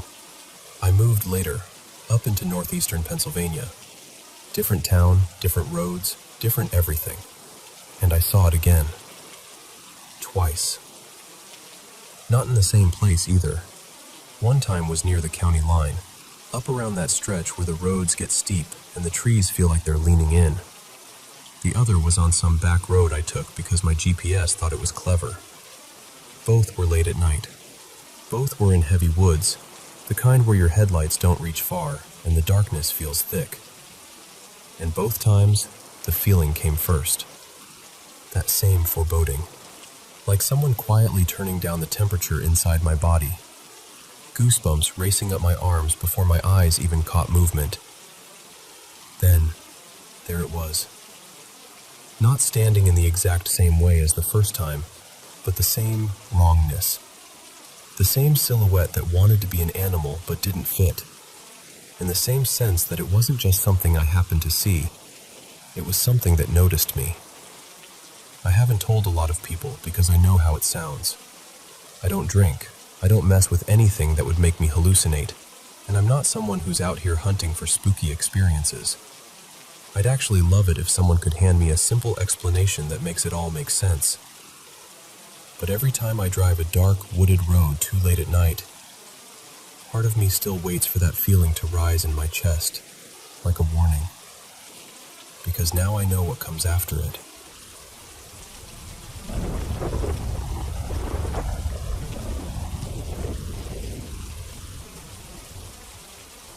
Okay, so I've got one genuinely weird story from my entire life, and I still don't know what to do with it.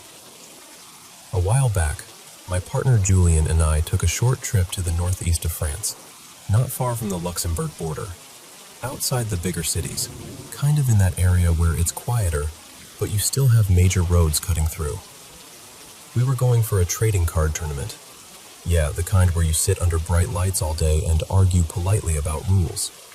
And we figured we'd make a little weekend of it and pop over to Luxembourg too. So we booked this Airbnb.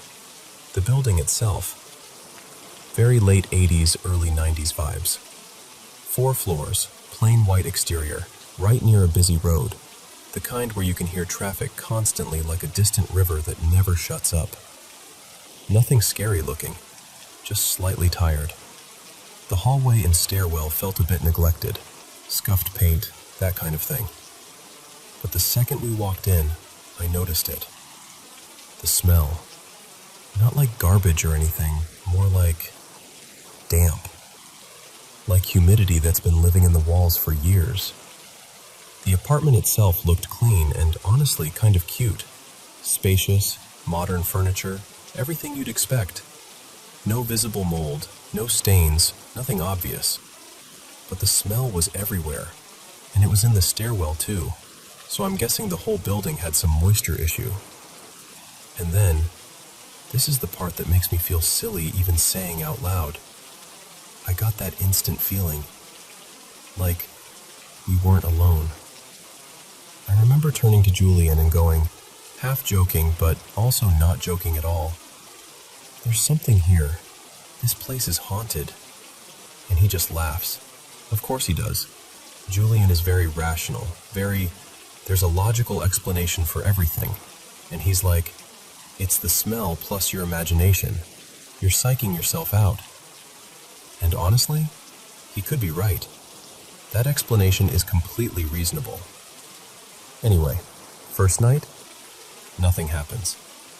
No weird noises, no lights flickering, no doors creaking open by themselves, no spooky silhouettes in mirrors. We sleep fine, totally normal. The next day we do the tournament thing, come back tired, a little overstimulated, and we grab food on the way back. Some fast food burgers and fries, and we eat in front of a random show we put on for background noise. Just a very ordinary evening. Then we decide to take a bath, because the bathroom had this ridiculously big bathtub. Like the kind that makes you go, oh, okay, this is the feature. So Julian's doing his thing, I'm running the water, and I settle in. Bubbles, hot water, the whole cozy setup. And I still have that lingering feeling, the same one from when we first walked in. Not danger, not malicious, just presence. Like the air had an extra layer to it. And I have this impulsive thought, what if I try recording? Now, I need to be super clear. I'm not an expert. I'm not an EVP person. I don't do paranormal investigations. This isn't my hobby. I used the basic voice recorder app on my phone, nothing fancy. And the water was running the whole time, which means there's constant white noise in the background. That matters, because white noise can make your brain find patterns that aren't really there. Still, I decided to try. So I record 2 short clips while I ask a couple questions out loud. And later, when I listen back, there are 2 moments that made my stomach drop a little. They're not loud. They're not crisp. They're the kind of thing you might miss completely unless you listen closely. Like headphones on, leaning in, replaying it, the whole deal. And around the 10 to 12 second mark, I swear I hear a voice say, Matthew. Not shouted, not dramatic, just there. Like a quick answer slipped into the noise. And I remember pausing it and going, wait, did you hear that? Even though I was alone listening, which sounds ridiculous, but that's exactly what happened. Then the second clip is the one that bothered me more, because in that one, I ask something like, do you want me to stop asking questions? Again, nothing aggressive, just testing the air. And around the mid to late part of the clip, I hear what sounds like, je te sauve. Which, yeah, that means, I'm watching you. And that one made my skin prickle, because even if it's just my brain stitching sounds together, the idea of it is so creepy. Like, of all the things my brain could invent out of running water, why that? So now I'm stuck in this place where I feel 2 things at once. On one hand, I genuinely think it could be auditory pareidolia. White noise, tired brain, weird smelling building, suggestion. All of it. That's probably the sensible answer. On the other hand, it's the only time in my life I've ever had that immediate, something is here feeling. And it's also the only time I've ever listened back to a recording and felt that little cold drop in my chest. So I don't know. I'm not claiming anything. I'm not saying this was definitely paranormal. I'm just saying it happened. It felt strange. And I'm curious what you think, especially if you've ever had your brain play tricks on you with sound. And yeah, if you ever listen to stuff like this, do yourself a favor.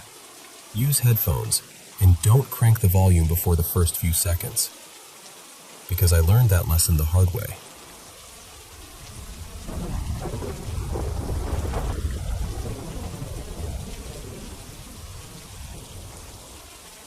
Hey, can I tell you something that still catches in my throat when I say it out loud? So, I'm originally from Asia, and I've been working in the US for a while now. Between school, visas, and everything that happened with COVID, I haven't made it back home since 2019. And honestly, the hardest part isn't even the distance. It's what that distance keeps you from. I've missed birthdays, quiet dinners, tiny, everyday moments. And I've missed my dog more than I can explain. Her name was Miso, this little warm soul who always somehow knew when I needed her. I kept telling myself, just get through this last stretch, wrap things up here. Next year, you'll finally go home. That plan was like a light I kept walking toward. Then a few days ago, I was driving home after a brutal 11-hour night shift. You know that kind of tired where your bones feel loud? I was doing what I always do after nights like that. Windows up, volume way too high, blasting pop and rap to keep myself from drifting. And out of nowhere, like someone gently tapped my forehead, a melody popped into my head. Not a song I'd been listening to recently, not something trending, nothing. Just this soft little tune I hadn't thought about in years. It felt oddly specific, like it arrived with purpose. When I got home, I couldn't let it go. I sat there half out of my shoes, still in work clothes, scrolling and humming like a maniac, typing random guesses into search bars. It took forever, but I finally found it. I'll Be There by the Escape Club. Such a low-key 80s track. One of those songs you forget exists until it suddenly feels like it's been waiting for you. I remember thinking, that's weird. But I played it anyway. And I don't know, something about it calmed me down. Like my chest finally unclenched. I let it loop once or twice, and then I passed out. When I woke up later that afternoon, my phone had a message from my dad. Dad's name is June, back home. And the second I saw it, something inside me just tightened. He told me Miso had passed away overnight. There's about a 13-hour time difference between where I am and home, and when I did the math, when I realized the time she must have slipped away, it lined up almost exactly with when that old melody dropped into my mind on the drive. Like, right around then. And listen, I'm not even saying I know what that means. I'm not trying to make it into some dramatic movie moment. I just know what it felt like. It felt like a goodbye that found me before the news did. Like some small thread still connected us for one last second, across an ocean and 2 lives. I cried so hard I couldn't breathe right. The kind of crying where you're embarrassed even though no one's watching. Because once the puzzle pieces clicked together, it didn't just feel like I lost her. It felt like I missed her. Like I wasn't there for the moment that mattered most. And my heart didn't know where to put that regret. And the part that really broke me was remembering this one line from the song. Just think of me, and I'll be there. I keep replaying everything. Her paws tapping the floor. The way she'd lean her whole body into me like I was her favorite place. The little sighs she'd do when she finally settled down. And I keep thinking, maybe love doesn't disappear just because you weren't in the same room. Maybe some part of it stays close, even when you're far, even when it's over. I don't know. I just miss her. And I needed to say it to someone, out loud, like this, because carrying it alone makes it feel heavier.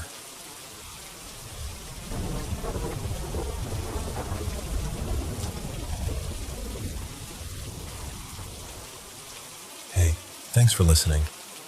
Let me set the scene properly, because this one still sits oddly in my chest. I'm Rita, and I've been a nurse for just over 20 years now. I've seen most things you can throw at a person in that job. Sadness, miracles, chaos, the whole messy spectrum. And I've always had a curiosity about the strange side of life, but honestly, nursing is what made me start taking the paranormal seriously. Not because I wanted to, more like because I couldn't keep dismissing what I was seeing and hearing. Anyway, this happened a little over a year ago, on one of those gray, drizzly summer days you only really get in the UK, where the sky looks like it's been rubbed out with a dirty eraser. I was out in the community mentoring a final year student nurse I'll call her Tanya. She was a mature student, proper, steady presence, kind, switched on, great with patience, the sort of person you trust in a room. We had a visit to a patient, let's call her Eileen, who had a lot going on. Obs needed doing. Bloods, wound dressings. One of those visits where you've got a list before you even walk through the door. Eileen lived in an older semi on the edge of a small town. Not falling down old, just the kind of house that's been there long enough to have stories soaked into the wallpaper. Because we needed a fair bit of kit, I parked up and told Tanya to head in first, introduce herself, and start the initial assessment. Final year students get more autonomy, and she was absolutely capable. I grabbed everything from the car: BP machine, SATS probe, blood bottles, dressing packs, the usual circus. Locked up, walked through the small front garden, knocked, and then stepped inside. And here's the layout, because it matters. You walk in, and there's this narrow hallway straight ahead leading to an interior door at the back. Stairs immediately on the left. And on the right, an open doorway into the living room with a bay window at the front. I remember saying, "Hello?" as I came in, and my eyes naturally flicked right into the living room. And that's when I saw her. An older woman, about 5'2"-ish, short white hair in a neat perm. She was wearing a brown pleated skirt, little dark flat shoes, and a pale blouse, cream or white, something like that. I didn't get a look at her face because she had her back to me, moving away, like she was just calmly walking deeper into the room. She was close, 3 or 4 feet away tops. And here's the part that still makes my skin prickle. She wasn't see-through. She wasn't misty. She wasn't a shadow. She looked completely solid, like any living person I'd ever seen in a patient's home. Just an ordinary elderly woman, mid-step, minding her own business. Before I could properly process it, I heard Tanya call me from behind the interior door at the end of the hallway. So I walked down, opened it, and there she was in the kitchen area with Eileen, already chatting away, doing exactly what I'd asked. We got on with the visit. Obs done, bloods taken, dressings sorted. It took around 25 minutes, maybe half an hour. Normal enough. Busy, but fine. Then as we were wrapping up, I casually said to Eileen, "Oh, who's the lady in your living room?" And she looked genuinely confused and went, "Lady? What lady? The telly's on." I said, "No, not the telly. The woman. In the living room." And Eileen, still completely calm, said, "Love, I'm the only one here." So I told them both, "Hang on 2 minutes," because my brain immediately went to the most sensible explanation. Maybe a confused neighbor had wandered in. Maybe someone had slipped through the front door. I went straight to the living room. Nobody. And the TV wasn't on, not even humming in the background. And it was a tiny little thing, like one of those old small screens people refuse to replace. I checked upstairs. Nothing. No footsteps, no doors, no movement. And here's what really bothered me. With how the hallway sat, I would have seen someone leave. I would have heard the front door. There wasn't time. There wasn't space for a person to appear, wander off, and vanish without a sound. I went back, trying to sound light, and said, "Right, no one there. I must be overdue a holiday." Something like that. Eileen laughed politely. We did the goodbye thank you routine, and we left. The second we were outside, I made myself do something very deliberate. I didn't want to lead Tanya. I didn't want to plant anything in her head. So I said, "Tell me what you saw. Exactly. Don't worry about sounding silly. Just describe it." And Tanya described the woman exactly as I had seen her. The height, the hair, the skirt, the shoes, the light blouse. The only detail she added was this: She said the woman was moving toward a chair and looked like she was about to sit down, like she was in the middle of a completely normal, everyday action. And just like me, Tanya never saw her face. So what do you do with that?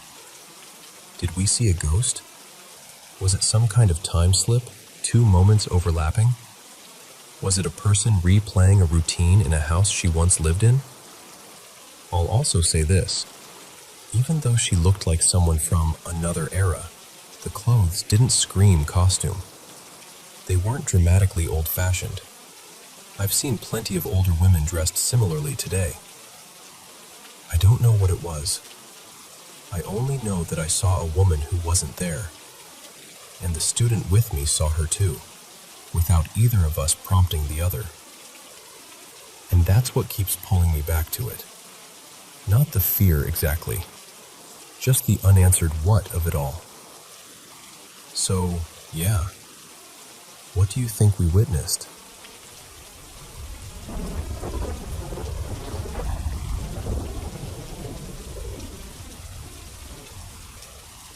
So, I've got to tell you about something that happened last weekend, because it's been sitting in my head ever since. A little backstory first. My aunt's husband, my uncle Tariq, passed away about a year ago. And in our family, when it hits that 1-year anniversary, everyone gathers at the person's home, or at the closest living relative's place. We do a short prayer, check in on each other, share food, just be together, you know?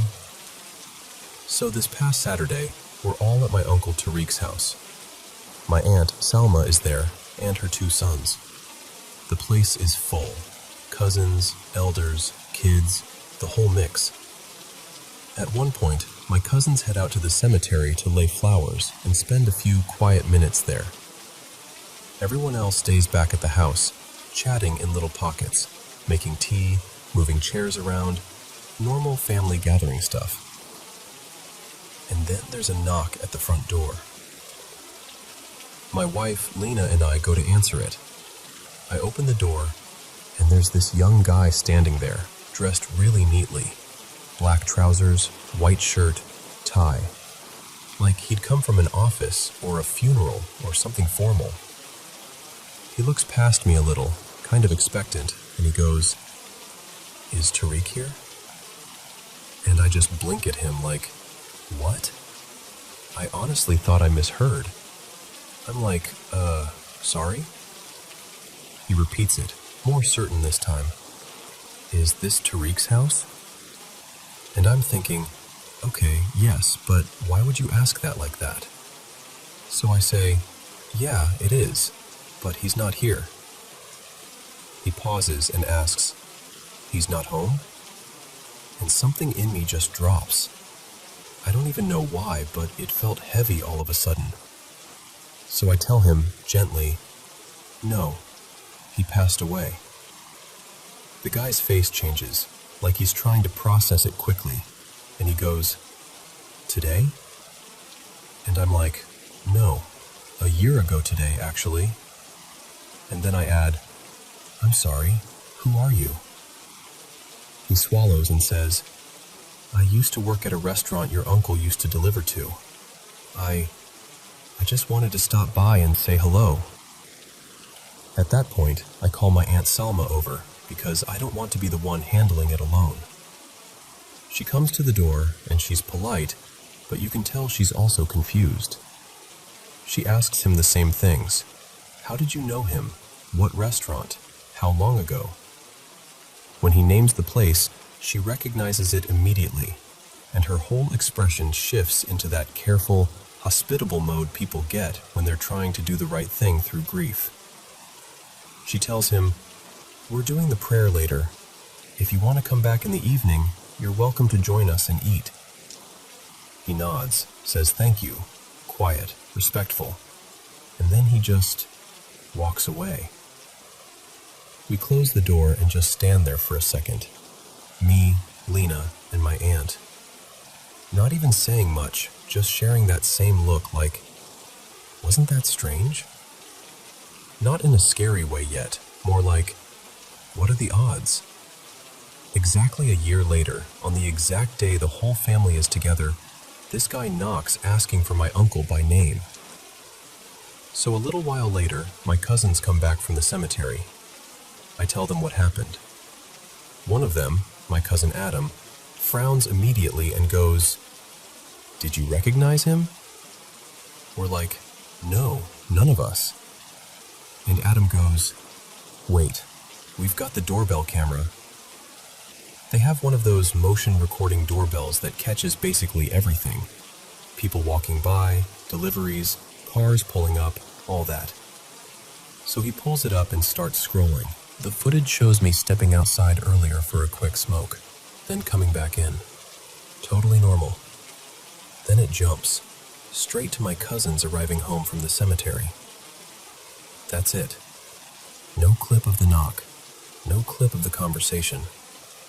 Nothing. We're all standing there looking at the screen like, "No, rewind, that can't be right." So Adam goes through it slowly, frame by frame, checking the motion events, checking the timeline, everything. And there is a moment where, across the street, you can see a figure in a white shirt, like, far away, mid-road. You can see him moving toward the house.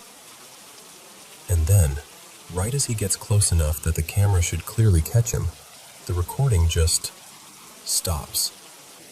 Like it cuts out at the exact moment he would have reached the door. And the next thing it shows is later, like that whole visit never happened. What makes it even weirder is the doorbell kept recording everything else normally before and after. People walking past, family coming and going, random motion, no problem. It just missed that. And there's this other detail that keeps bothering me. There were around 20 people in the house, but somehow it was only me, my wife Lena, and my Aunt Salma who saw him. Nobody else wandered into the hallway. Nobody else caught a glimpse through a doorway. Nobody else heard the knock and came over like they usually do when there's unexpected company. It was like the moment happened in this tiny little bubble at the front door, just the three of us. And then it closed, and the rest of the house kept going like nothing. And I'm not saying I know what it means. I'm not even claiming it was something paranormal. But I will tell you this, all three of us saw him. All three of us spoke to him. He was real enough to answer questions, real enough to accept an invitation, real enough to walk away down the street. And yet, on the one day it would have felt symbolic, the camera doesn't catch him. And nobody else in a packed house sees him. So yeah, that's been living in my head. Because I keep coming back to the same thought, soft but persistent. Out of all the days for a stranger to knock and ask for someone who's gone, why that day? And why like that?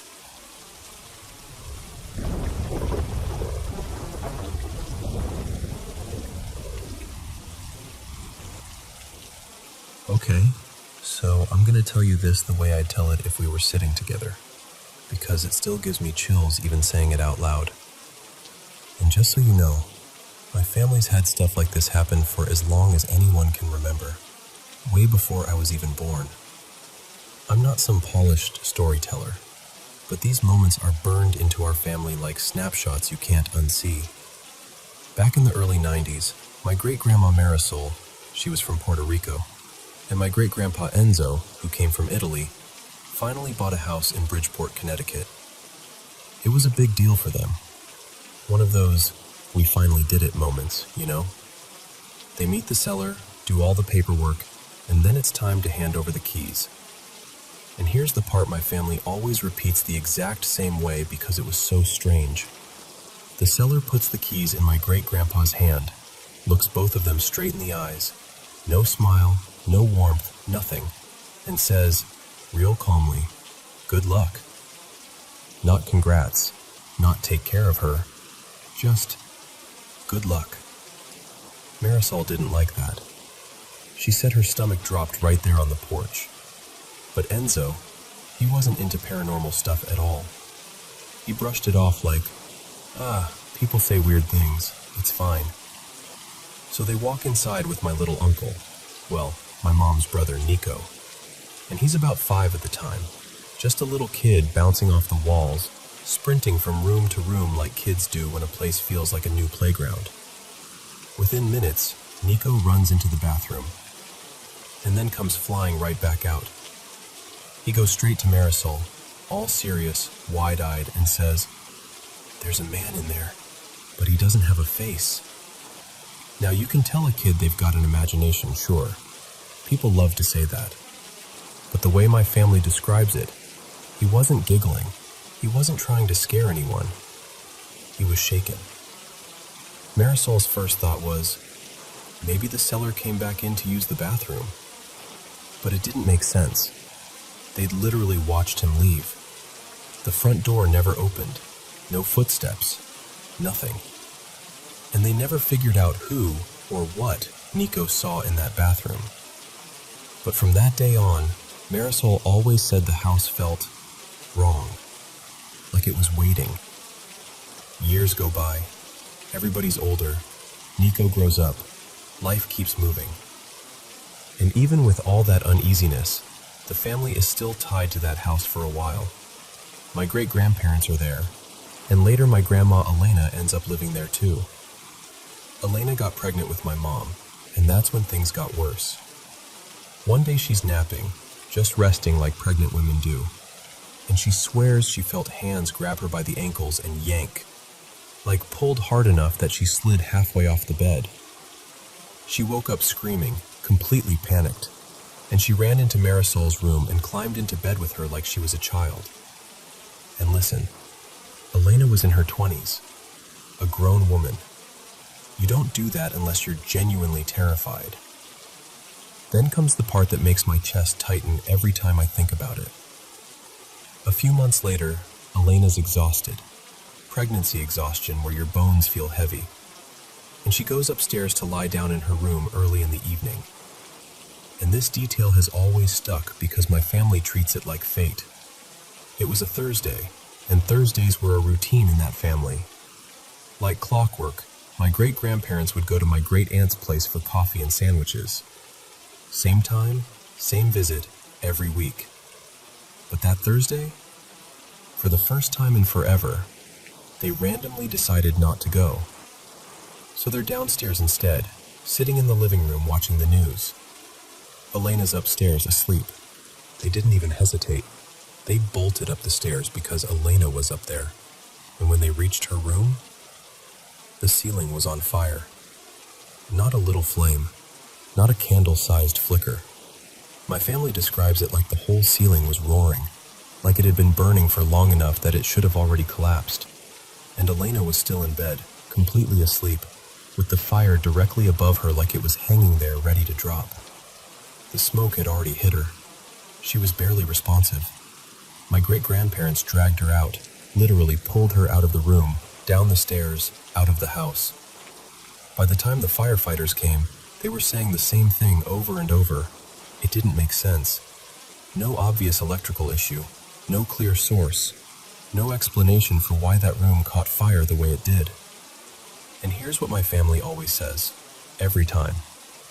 If my great-grandparents had gone for coffee like they usually did, Elena would have died in that room, and my mom wouldn't have been born, and I wouldn't be here telling you this.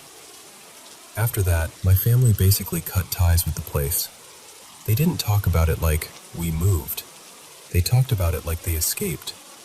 And that moment with the keys, when the seller said, "Good luck," that stopped feeling like a weird comment and started feeling like a warning.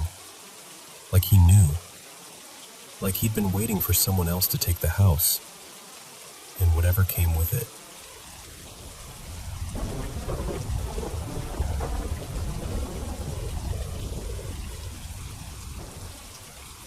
So, there's this old belief in central Switzerland, especially up in the quieter alpine valleys, where the mountains feel a little too close at night.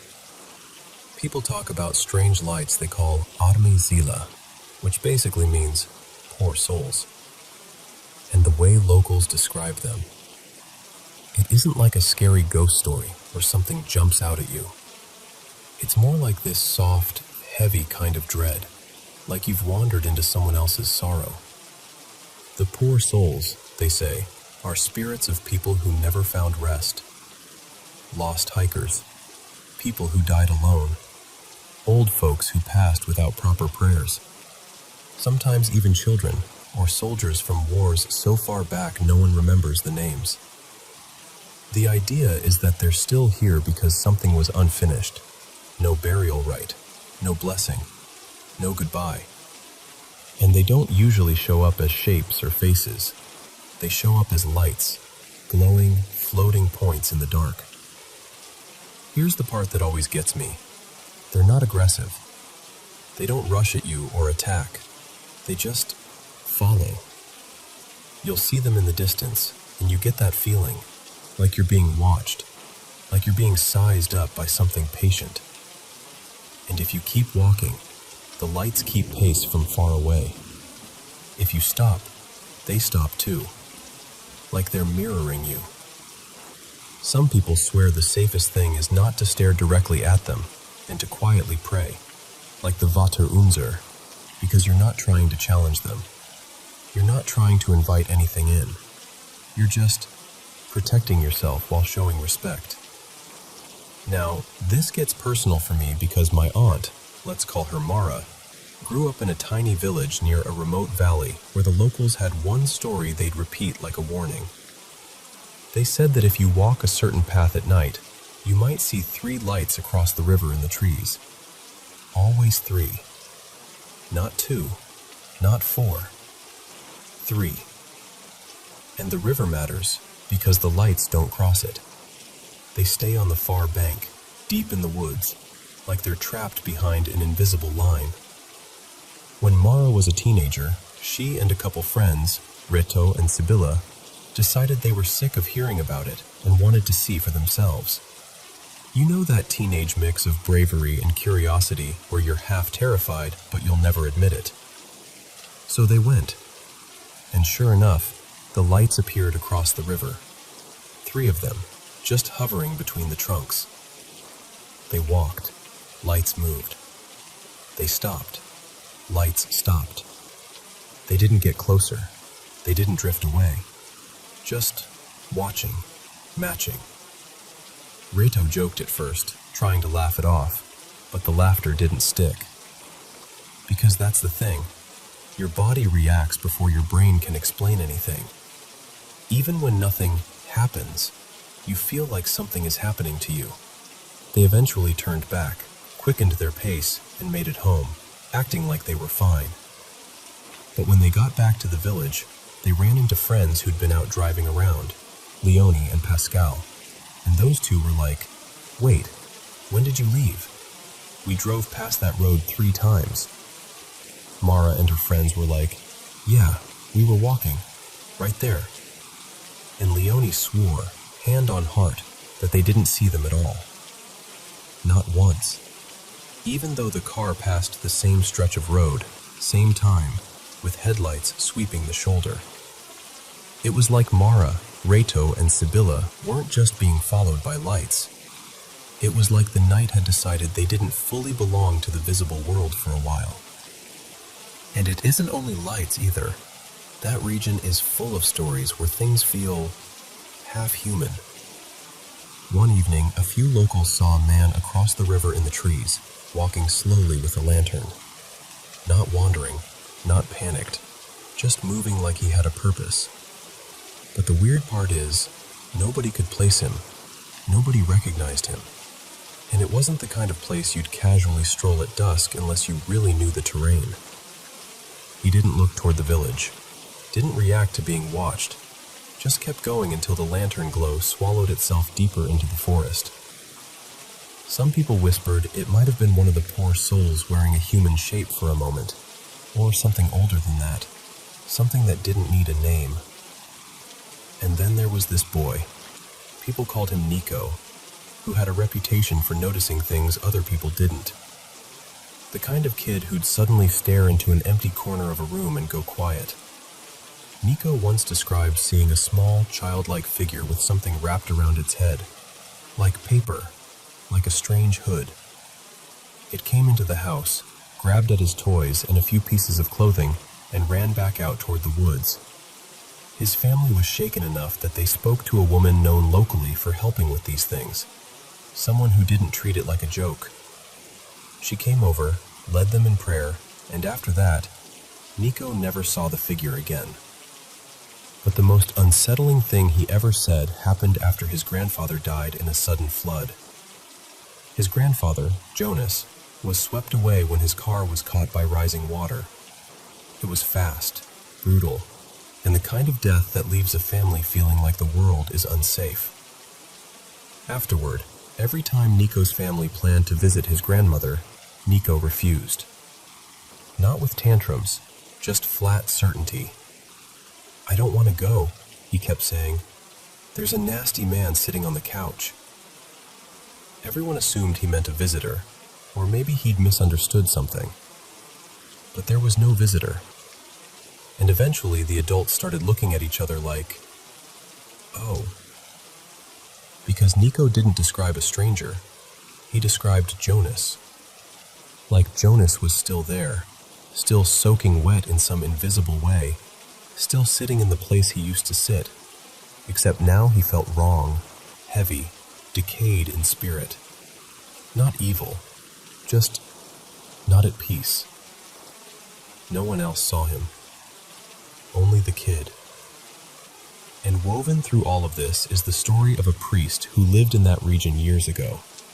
People said he took the poor souls seriously.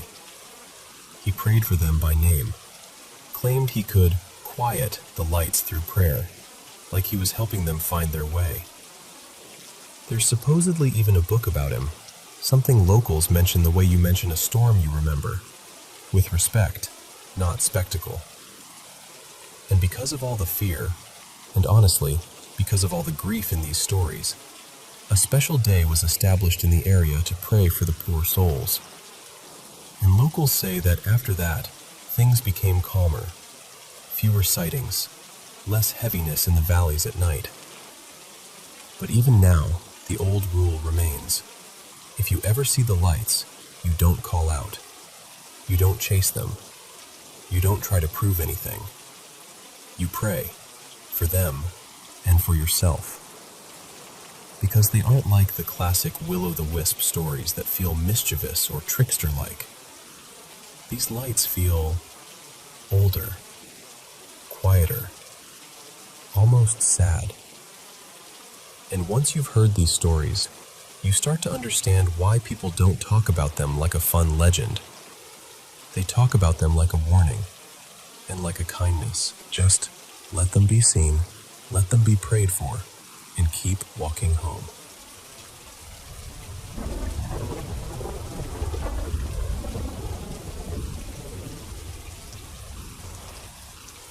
Welcome to Paranormal M. I finally get to do what I love most. Sit down and share my paranormal experiences with you. How's your day going? Drop a comment and let me know where you're watching from. Thanks so much for sending in your own paranormal stories too. Don't forget to hit subscribe and turn on notifications so you don't miss any new videos on the channel. Alright, let's dive into today's stories. So, let me tell you a story. I want you to imagine a road by the sea. A real one. No movie filters, no special effects. Just asphalt, salt wind, and those old concrete cliffs that have seen more than they'll ever say. Some places remember things, and this road, this cliff road between the mountains and the Pacific, it remembers. That night, the air tasted like metal on my tongue. You ever notice that? When you're too tired or too anxious, and even the wind feels sharp? The moon was full and heavy, hanging over the black outline of the cliffs. Far below, the waves were crashing so loud you could feel them in your chest more than you could hear them. I was on that road with my girlfriend at the time. My name's Gian. I was 29 then, a little worn down, the way life can make you look older than you really are. With me was my new girlfriend, Rena. Bright, curious, always asking why about everything. She was a few years younger than me, too young to be carrying around someone else's ghosts. We weren't in a motorbike like you might imagine. We were in this old little silver hatchback, The kind where the windows rattle if you go faster than 80. I still remember the dashboard light. One of the bulbs had died, so the speedometer was only half lit. We pulled over at this lookout point, where the road stretches ahead in a gentle curve, and a line of streetlights runs all the way along the cliff. That night they were all on, soft yellow, one after another, like a path someone had drawn just for us. Rena hopped out first, hugging her jacket around her. The sea breeze caught her hair and lifted it just a little. "Wow," she said, turning in a slow circle. "This is beautiful. It doesn't even feel real." I leaned on the car and tried to smile. "Yeah," I told her. "Like a dream, right?" But my voice shook. Just a little. Not from the cold. Because this wasn't the first time I'd stood on that road with a girl who loved me. Before Rena, there was another. Her name was Hannah, and she loved me with everything she had. Maybe more than she should have. Hannah's story ended with an overdose, alone in a small apartment that still smelled like laundry detergent and jasmine tea. The police said it was suicide. Her mother said it was my fault. The neighbors whispered. Our old classmates stared. And the last message she ever sent me, "I'm scared. Are you coming?" reached me too late. You know how guilt works, right? It doesn't just sit quietly in a corner. It spreads its wings and follows you, like a shadow that doesn't need light. Rena knew the basics, that my ex had died. She didn't know about the shouting outside the funeral home. She didn't know about the way I stopped checking my phone after that last message, because even the vibration of a text made my stomach drop. She just knew I was still healing, and she decided to be gentle with that. So there we were, two people in an old car on a haunted road that most people just think is scenic. While the engine ticked as it cooled, Rena tugged on my sleeve. "Hey," she said, "let's take a picture. Look at those lights. It's like they're, I don't know, lighting up our future." She laughed. "That was cheesy. Forget I said that." I shook my head. "No, I like it. Let's take the picture." She started humming this silly tune, some pop song that had been on the radio all summer. Too cheerful for a place like that. And then it happened.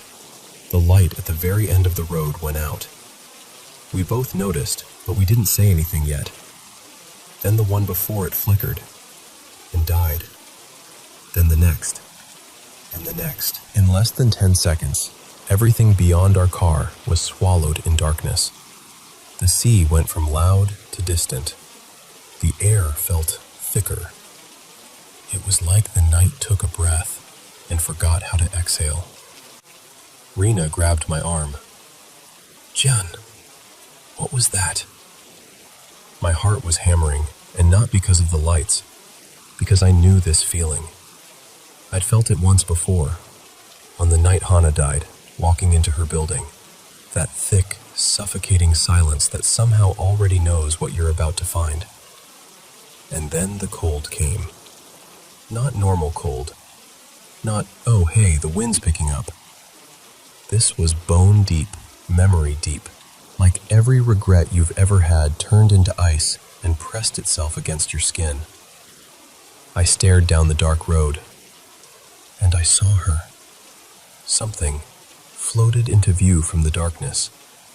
Not walking, not really moving the way a person does, just drifting.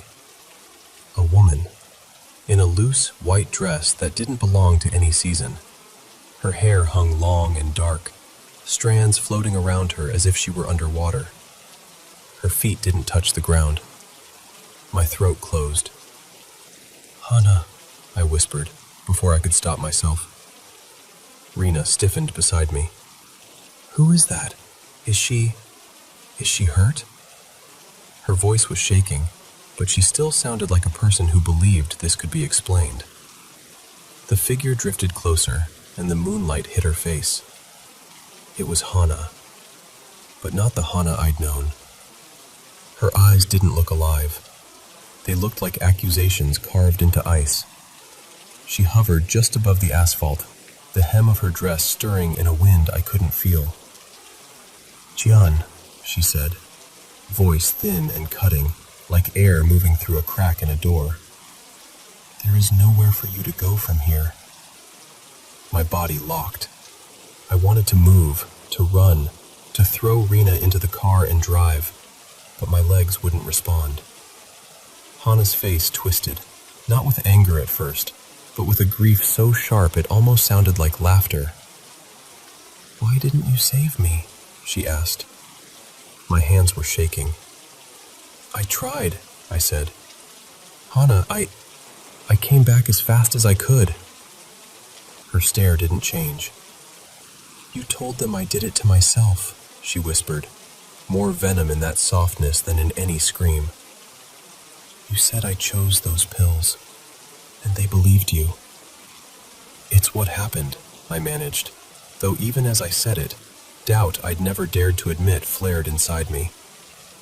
"When I got there, you were already dead," she snapped. "Cold. Alone." The wind surged out of nowhere, whipping Rena's hair around her face, sending dry leaves spinning up from the roadside. Behind us, the car rocked gently. I heard Rena choke out, "Jian, let's go, please, please." But the road ahead felt sealed off. Like if we moved, we'd be driving straight into whatever Hana had become. Hana lifted one pale hand, and the air around her fingertips shimmered with a frost that had no business being in that humid coastal air. Her eyes slid to Rena. "She'll take them too," Hana murmured, "just like I did.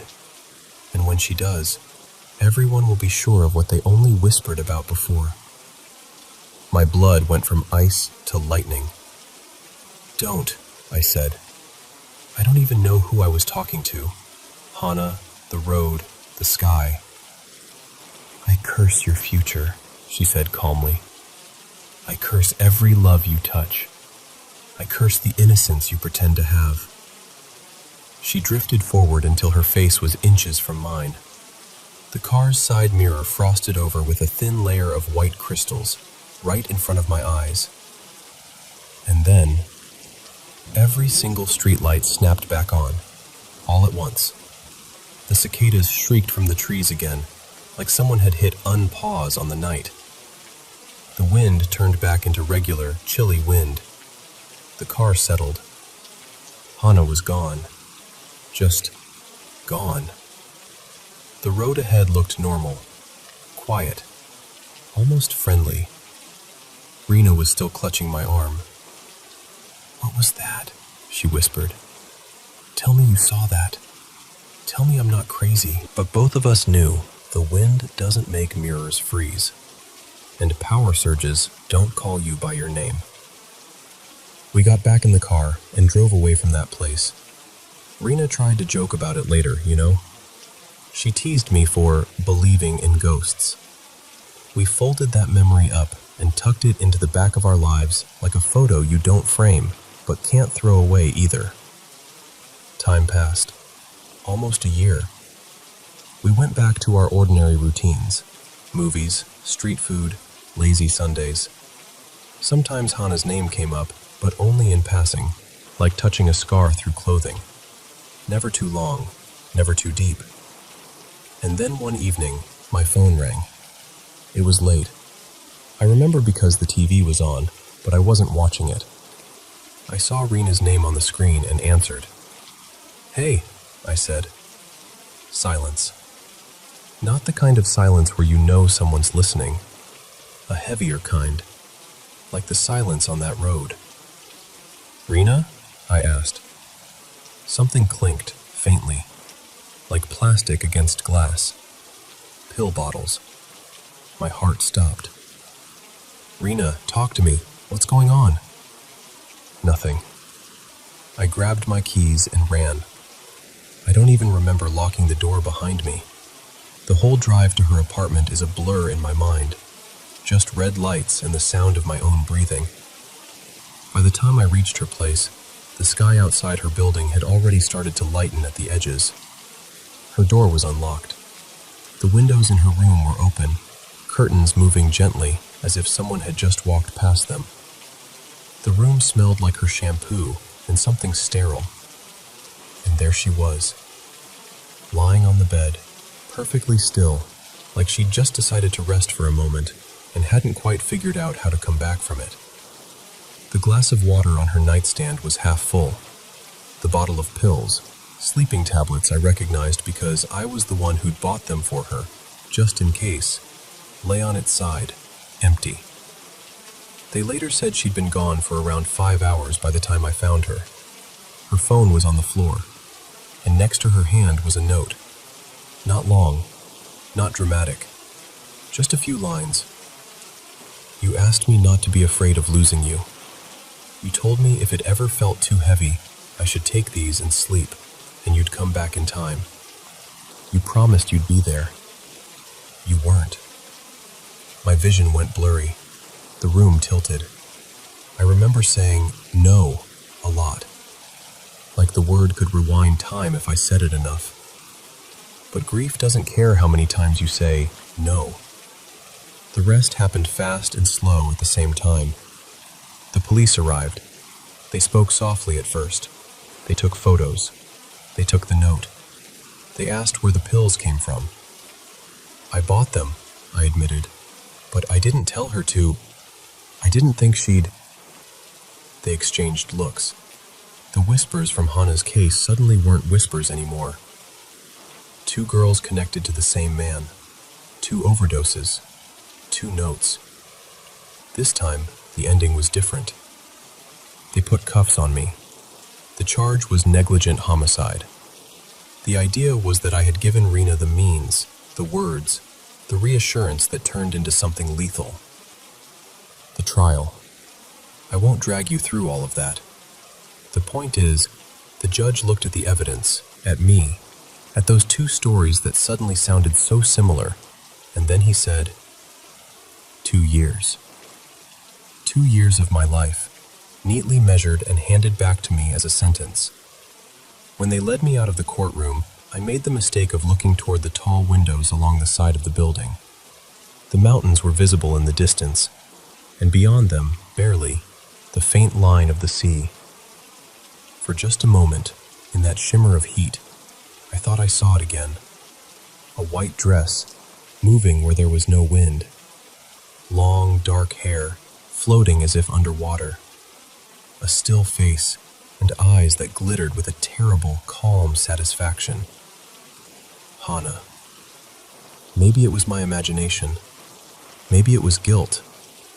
Or maybe some promises, once made to the dead, don't just disappear.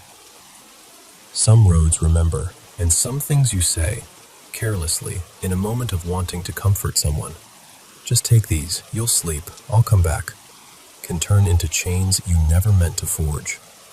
So if you ever find yourself on a cliff road by the sea one night, and the air feels heavier than it should, and the streetlights ahead of you shine like little pieces of hope laid out in a row, I'm not going to tell you not to drive it. I'm just going to tell you this. If those lights start going out, one by one, and the darkness comes toward you like it remembers your name, don't make promises you can't keep. And pray, quietly, sincerely, that the road doesn't decide to remember you, too.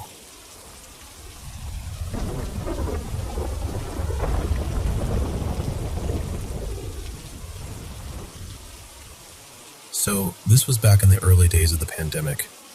You remember that weird, suspended time? Here in Australia, it still felt kind of normal for a while. Borders were shut, but we barely had any COVID cases yet, so life just went on. There was this strange sense of safety, like the storm was everywhere else. One bright Saturday afternoon, I went to visit an old friend of mine I hadn't seen in ages. Let's call him Rowan.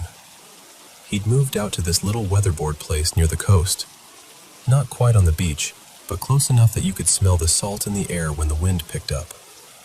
He was living there with his new partner, Eliza. I remember walking up the path and feeling oddly nervous, like I was stepping into a new phase of his life. But as soon as Rowan opened the door, all of that dropped away. He gave me this huge grin, pulled me into one of those 2 long hugs, and suddenly, it was like no time had passed. Inside, the house felt warm and lived in. There were canvases leaning against the walls, brushes in jars, half-finished sketches on the dining table. You could tell they were trying to build a life there, not just a place to sleep. Eliza was in the kitchen when I arrived. She wiped her hands on a tea towel, smiled, and said, "You must be the friend I've heard too much about." She had this soft, careful way of speaking, like every word was being weighed before it came out. We spent the afternoon drinking cheap wine and messing around with paints. Rowan put some old records on, Fleetwood Mac, I think, and the whole place felt sun-drenched and lazy and safe. Every now and then I'd glance over at Eliza. She laughed at Rowan's dumb jokes and asked me questions about my work, but there was this quietness under everything. Not rude, not unfriendly, just a kind of sadness sitting behind her eyes. Later, while Rowan was out on the veranda taking a phone call, she opened up a bit more. She told me about her dad. He'd raised her and her sister on his own after their mom left, worked late shifts, packed school lunches, learned how to braid hair from a YouTube video, that kind of dad. He'd died from cancer not long before the pandemic started. She pointed to a photo on the sideboard. He was standing in the sun somewhere, maybe a backyard barbecue, slightly heavy-set, tanned, wearing a short-sleeved shirt and this chunky silver watch. He had that half-smile people do when they're not used to being photographed. "He was my person," she said. "I keep thinking I'm going to call him, and then I remember I can't." She said it so simply, but it hit me in the chest. You know when someone is talking and you can feel how much they're holding back? It was like that. I could tell losing him had cut right through her, and the wound was still fresh. That night we ate dinner together. Eliza cooked this simple pasta with garlic and prawns and too much lemon, and it was perfect. We drank more wine than we should have, listened to the wind outside, and for a while, everything felt almost hopeful. I remember going home with a warm buzz in my head and this really good feeling in my chest about the two of them. I was genuinely happy for Rowan. After years of chaos and bad relationships, he'd found someone kind, someone grounded. They had this quiet, beautiful life by the water, and it felt like he'd finally landed somewhere soft. Then the world got darker. You know how it went. Rowan and I kept in touch on the phone for a while. We'd say things like, "We should catch up again soon." But soon kept slipping away. Days turned into weeks. Weeks turned into months. We drifted, the way people do when life goes strange and heavy, and everyone is just trying to get through. At some point, I realized I hadn't seen either of them in a long time. One afternoon, I had to go into a shopping center to buy groceries. This was during that phase when everything felt half abandoned. Most of the shops were closed, lights dimmed, no music playing. Just the squeak of trolleys and the occasional announcement echoing over the speakers. The place felt haunted in that very ordinary pandemic way. I was walking down this long corridor toward the supermarket, the kind with all the shuttered storefronts on either side, when I saw someone coming toward me in the distance. It took me a second, but then I realized it was Eliza. Even from far away, something looked off. She was really pale, almost gray, and her eyes were wide and unfocused, like she hadn't slept in days. She walked like she was on autopilot. No phone, no bag, just her arms loosely by her sides. As we got closer, I felt this little rush of relief. I thought, oh, I should say hi, ask how they're doing, maybe finally organize that catch-up. So I smiled. I lifted my hand and gave her a small wave, and she looked right through me. Not in a distracted, didn't notice you kind of way. Her eyes met mine, perfectly, and there was no recognition. No flicker of, oh hey, it's you. It was just blank. She kept walking, straight past me, her expression tight and distant, like I was a stranger. I remember lowering my hand, suddenly very aware of how quiet the mall was. I turned around and watched her for a second. She didn't look back. For the rest of my shop, I felt unsettled. Not devastated, just off. On the way home, I tried to explain it to myself. I thought maybe she was angry I never came back to visit. Or maybe things had gone bad between her and Rowan, and I reminded her of that time when everything still felt okay. Or maybe, and this felt most likely, she was just having a really, really hard day, and I'd happened to cross her path at the wrong moment. You know how, during the pandemic, everyone's emotional baseline was kind of wrecked? I chalked it up to that. I went home, unpacked my groceries, and tried not to think too much about it. A little later, my phone rang. It was Rowan. I could tell from the way he said my name that something was wrong. His voice sounded thin, like he was trying to keep it steady and failing. He told me he'd gone home during his lunch break. Just a quick trip back to grab something he'd forgotten. When he walked into the backyard, he found Eliza. She was slumped over the back steps, the ones she used to sit on to smoke, where she'd watch the gum trees sway and listen to the distant crash of the waves. She died sometime that morning. For a moment, my brain just refused that information. I remember sitting there with the phone pressed to my ear, staring at the same spot on the wall while he tried to get the words out. He kept circling back, repeating details, as if maybe if he said it differently, it would make more sense. I told him I was so sorry. I asked if he had someone with him, if he was safe, if he'd slept. I don't even fully remember what I said. You know those conversations where your mouth moves, but your mind is somewhere else entirely? It was like that. It was only after we hung up that the rest of it hit me.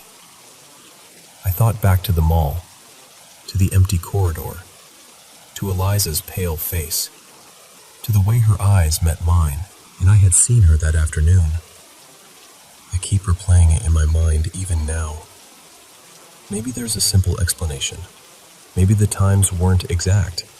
Maybe my memory is doing that thing where it edits and rearranges events to make a neater story. Brains are strange like that. But here's the thing I can't shake.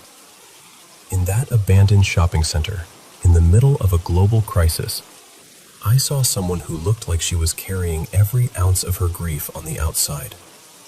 Someone who had once told me, in a quiet kitchen, that the person who anchored her to this world was gone. And then, not long after, she was gone too. I don't know what to do with that. I don't have a neat moral or a tidy ending. All I know is that when I think of Eliza now, I think of 3 images. Her, laughing softly over a pot of pasta, stirring and tasting and adjusting the seasoning. Her voice, steady but fragile, saying, "He was my person," about her dad. And her face in that empty mall, pale, wide-eyed, moving past me without a word, like she was already somewhere I couldn't follow. Sometimes, when life feels heavy, I try to remember that afternoon at their house instead. The sunlight on the floorboards, the smell of garlic and wine, the sound of an old song drifting from the speakers. For a little while, in that small coastal house, 3 people sat together, made a bit of messy art, shared a meal, and felt almost okay. And maybe that's all any of us really get. A few shining, ordinary moments before everything changes.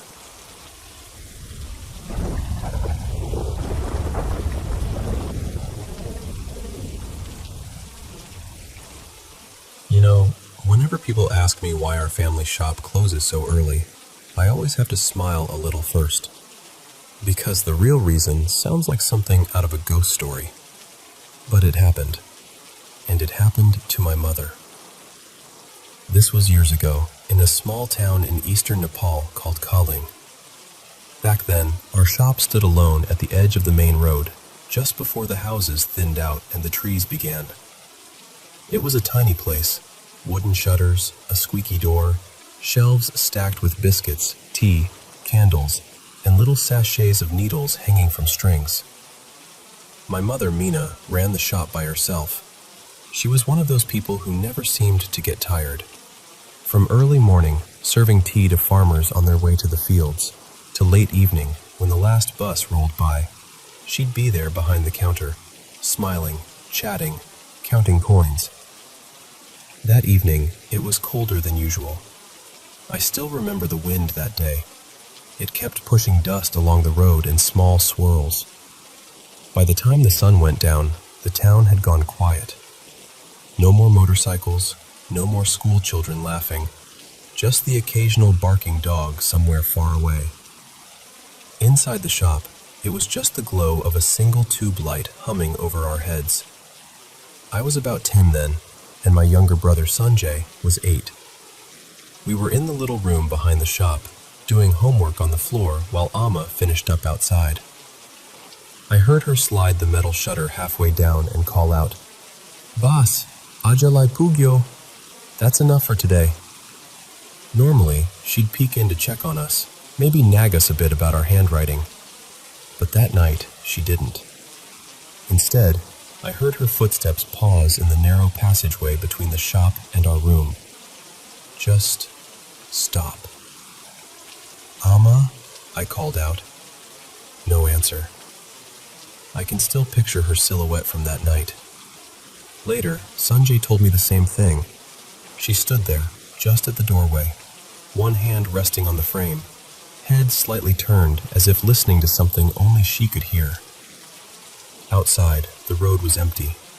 No headlights, no people. Just darkness and that thin, pale strip of dust where the vehicles usually passed. Later, Amma told us that in that moment, she suddenly felt it. Like someone was standing very close behind her. Breathing. Watching. She said the air felt heavy, as if the whole night had somehow squeezed itself into that one narrow passage. She didn't see anyone, but she felt presence. You know when you know someone is there, even if you can't see them? That kind of feeling. She stepped quickly into the room and shut the door behind her. I remember looking up, expecting her usual, "Homework, Sakyoki?" But before I could say anything, the tube light flickered once. Then everything went black. Not power cut black. Those we were used to. We'd groan, complain, and light candles. This felt different. The darkness came with this strange, ringing silence, like the whole house was suddenly very far away. I heard something fall, a soft, heavy sound. "Amma!" I shouted. My hands were shaking as I fumbled for the matchbox. When I finally lit a match, the small flame showed us Amma lying on the floor, right there in the middle of the room, her hair spread out, eyes closed. I felt my chest tighten. For a moment I thought, is she dead? We kept calling her. "Amma, Amma, Uthnusna, please get up." After what felt like a long time but was probably just a minute or two, she moved. Her eyes opened, and I swear to you, they didn't look like my mother's eyes. My Amma's eyes were always soft, kind, and a little tired. These eyes were sharp, glaring, almost furious. The pupils seemed too dark, too wide. Her face looked the same, but somehow not. And then she spoke. Except the voice that came out of her was not hers. My mother had a gentle, high, musical voice. The sound we heard that night was low and rough, like an old man who had smoked all his life. It came out slowly, scratching its way through her throat. "Chwinna, Malai Chwena. Don't touch me." I felt my whole body go cold. Sanjay clung to my arm, sobbing. My mother, or whatever was inside her, sat up in this strange, stiff way. like a puppet being pulled by invisible strings. Her lips curled into an angry sneer. She looked straight at us, but it felt like she was looking through us, at something behind us, or inside us. I remembered what my grandmother had always said.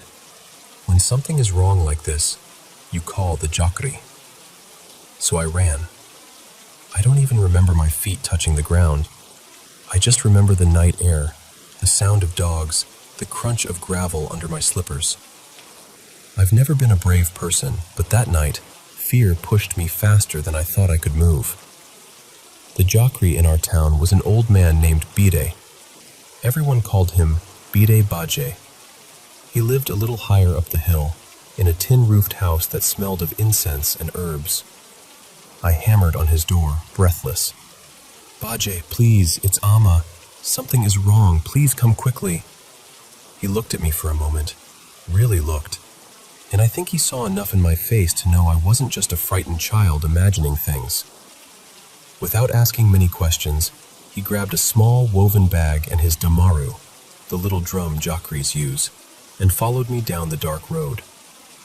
By the time we got back, our neighbor, Sita Auntie, had heard the commotion and was standing outside our shop, scared and confused. From inside the room, we could hear a voice. My mother's body, that same rough voice, muttering in Nepali we could barely understand, sometimes laughing, sometimes growling. We stepped in. My mother was sitting on the floor, her back against the wall. Her eyes snapped up to look at Bide Baje, and she let out this horrible, mocking little laugh. He didn't flinch. He began his ritual right away, ringing a bell, chanting mantras, circling her with incense smoke. The air grew thick with the smell of burning juniper. The small drum beat a steady, hypnotic rhythm. At first, whatever was inside her resisted. Her body jerked, her hands clawed at the air. She hissed, spat, cursed in a voice that definitely was not hers. I held Sanjay close, his face buried in my shoulder. I wanted to close my eyes, but I couldn't. I had to see. I had to know my mother would come back. Slowly, Bide Baje's voice grew louder, more commanding. His chant rolled through the room like a wave. He demanded to know who was there. "Who are you? Why have you entered this woman?" he shouted over the drum. My mother's mouth twisted. In that low, broken voice, the thing inside finally spoke clearly. "This road," it said. I remember every word. They're burned into my memory. Later, Bide Baje told us that in the old days, long before our shop existed, that very road had been used to carry the dead down to the cremation grounds by the river. People would place the bodies on bamboo stretchers, cover them with white cloth, and walk that path at dawn or dusk, chanting prayers. Years passed. The old cremation site moved closer to town. The road became just another road. Houses were built. The shop went up. And everyone forgot. Everyone except the spirits. According to Bide Baje, some souls from those old funeral processions had never found peace. Maybe the rituals hadn't been done properly.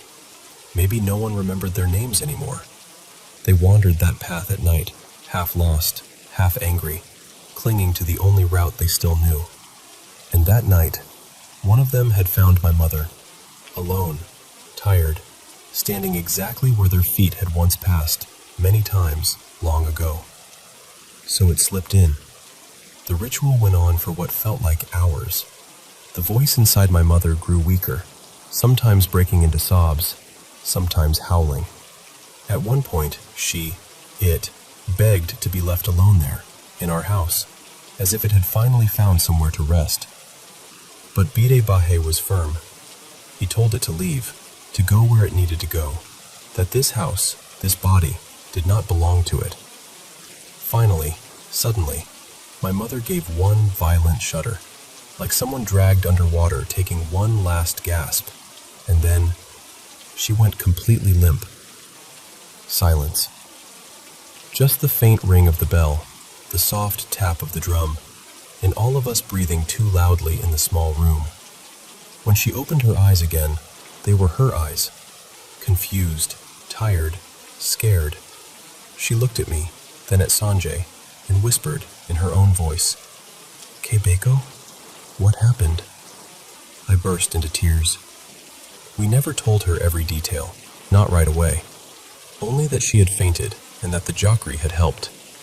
Later, when she was stronger, Bide Bahe explained gently what had happened. She listened quietly, her hands wrapped around a cup of sweet, hot tea, eyes lowered. From that night on, one thing changed forever. We never, ever kept the shop open after dark again. Even now, years later, when you pass by our family shop, you'll notice the shutter is always down before the last light leaves the sky. People joke about it sometimes. "Why so early, Dai? You don't like money or what?" They tease my brother, who runs the shop now. He just smiles and says, "Money you can earn again. Amma, there's only one." And if you happen to be there on a cold, quiet evening, standing on that stretch of road in Kaling, you might feel it too. The faintest sense that you're not completely alone. Just remember to head home before the spirits come walking.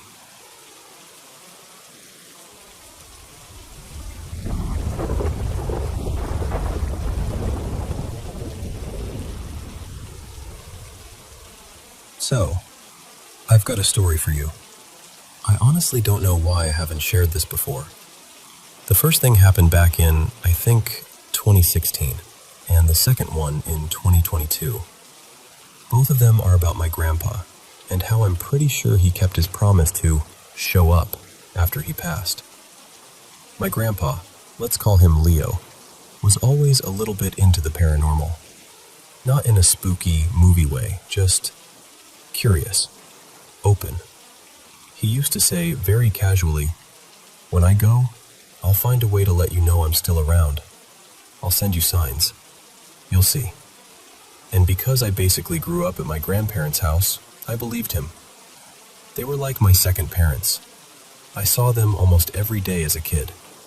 Their house was the place where I did homework, ate way too many snacks, and watched shows I was probably a little too young for. Fast forward to the night before his funeral. I was sitting there, trying to write a eulogy for him, and my brain just froze. I knew what he meant to me, but I couldn't get the words out in a way that felt big enough, you know? Then I remembered this paper I'd written about him in middle school. The assignment was to write about a character, and oh my gosh, my grandpa Leo fit that description perfectly. He was loud and funny and stubborn and kind, all rolled into one person. The problem was, that paper had been lost for over 20 years. It had disappeared somewhere between computer crashes, new laptops, and random file cleanups. My mom, her name's Marta, had looked for it more than once over the years.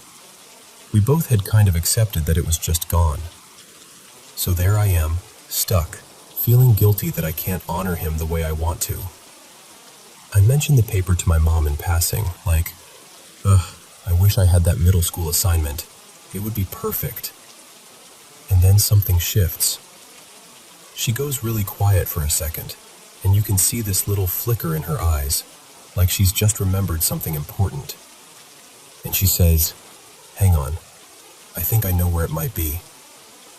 Now you have to understand, my mom has a lot of boxes in storage. The fact that she suddenly singled out one in her mind was already weird. But she walks over, pulls out this specific box from a stack, opens it, and starts rifling through like she's on a mission.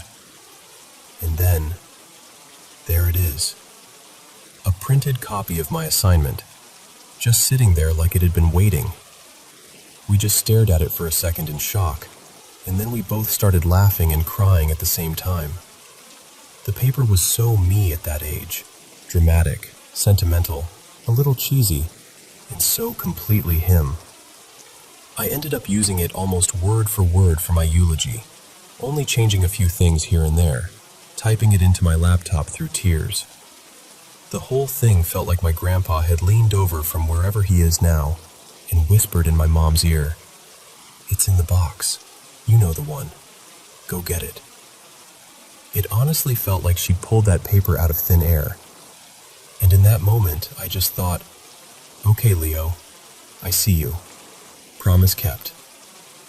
The second thing happened years later, and it still makes me smile. Before I got married, I took a trip with my fiancé, his name is Daniel, to visit my grandparents' graves. They're buried a few states away, so it's not like I can just stop by whenever. But it was important to me that I introduce him to them. We stood there in the quiet, and I told them, out loud, "This is Daniel. He's good to me. I think you'd like him." It might sound a little silly, but it meant a lot to me. It felt like including them in this big step in my life. We ended up eloping in Mexico. Not a big wedding, just us and a few people, in this beautiful resort town by the ocean. And on November 2nd, Dia de Muertos, the day adults are traditionally honored, we had our little wedding dinner at one of the resort restaurants. The whole place was decorated. There were marigolds everywhere, candles, papel picado fluttering above us, and several ofrendas set up with photos, candles, and little cups of coffee or tequila for loved ones who had passed. It felt warm, not sad, like a welcome. We were standing in line, waiting to be seated, just sort of taking it all in. Daniel had his arm around me, and he was being extra sweet, like he always is. And then, out of nowhere, he leans in and says, "You're my starfish." Now, that probably means nothing to you, but starfish was my grandpa Leo's nickname for me when I was little. It was his thing. Daniel has always called me Pebble as a nickname. Don't ask, it just stuck. He never uses starfish. So when he said it, my whole body went still. He looked just as surprised as I was.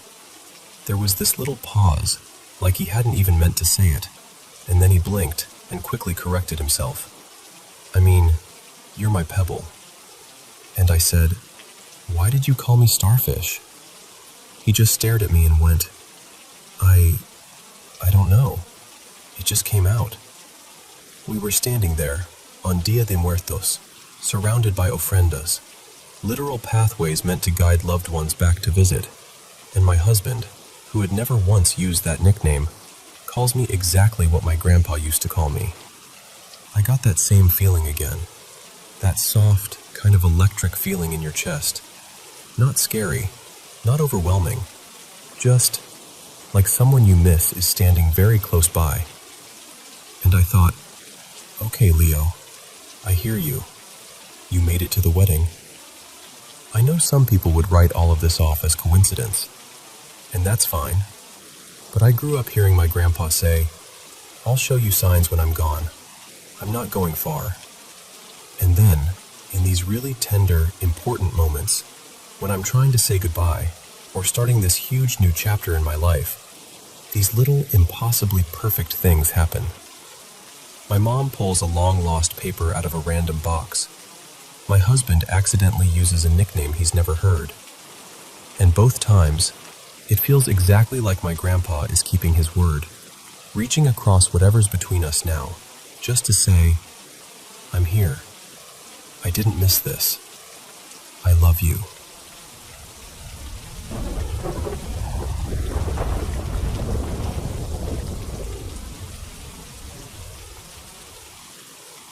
Okay, so let me just take a breath and walk you through this, because even thinking about it still gives me chills. It was me, my best friend Maya, and our two guy friends, Lucas and Ben.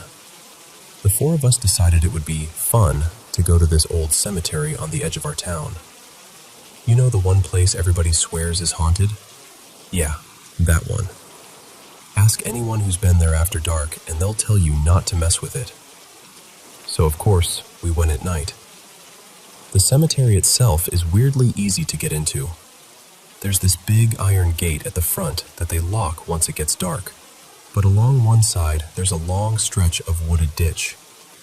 You climb down, cross through some trees, and scramble back up the other side, and boom, you're in. It feels like the place wants people to slip in, honestly. And I'll be honest with you, We were absolutely looking to freak ourselves out.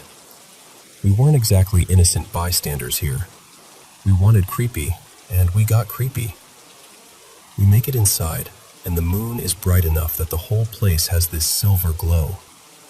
Not daylight, but just enough light to see the outlines of the graves and the mausoleums.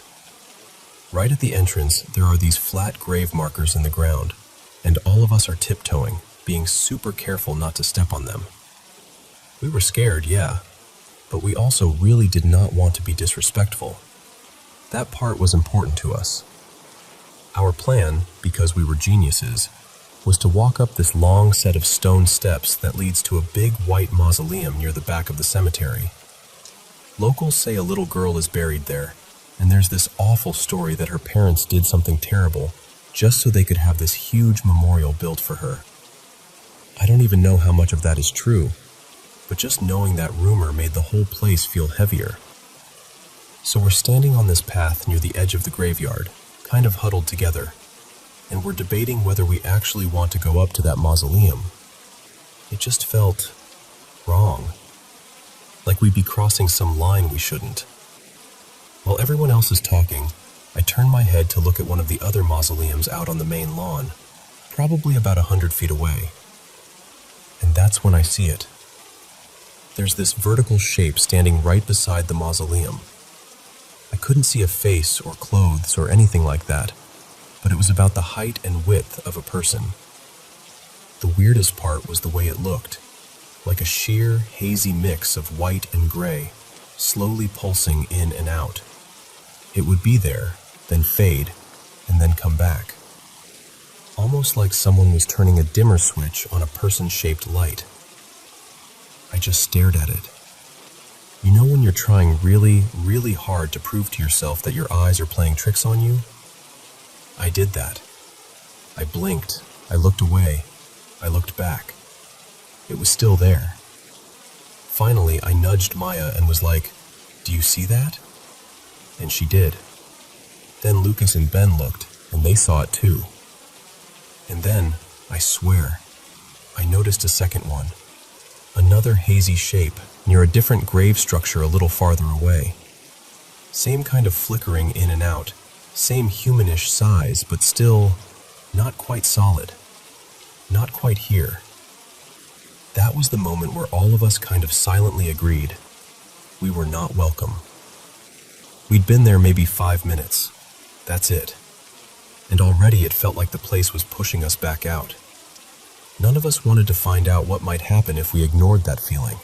I'm walking with Maya, and I've got both my hands wrapped around her right arm because we're both freaking out.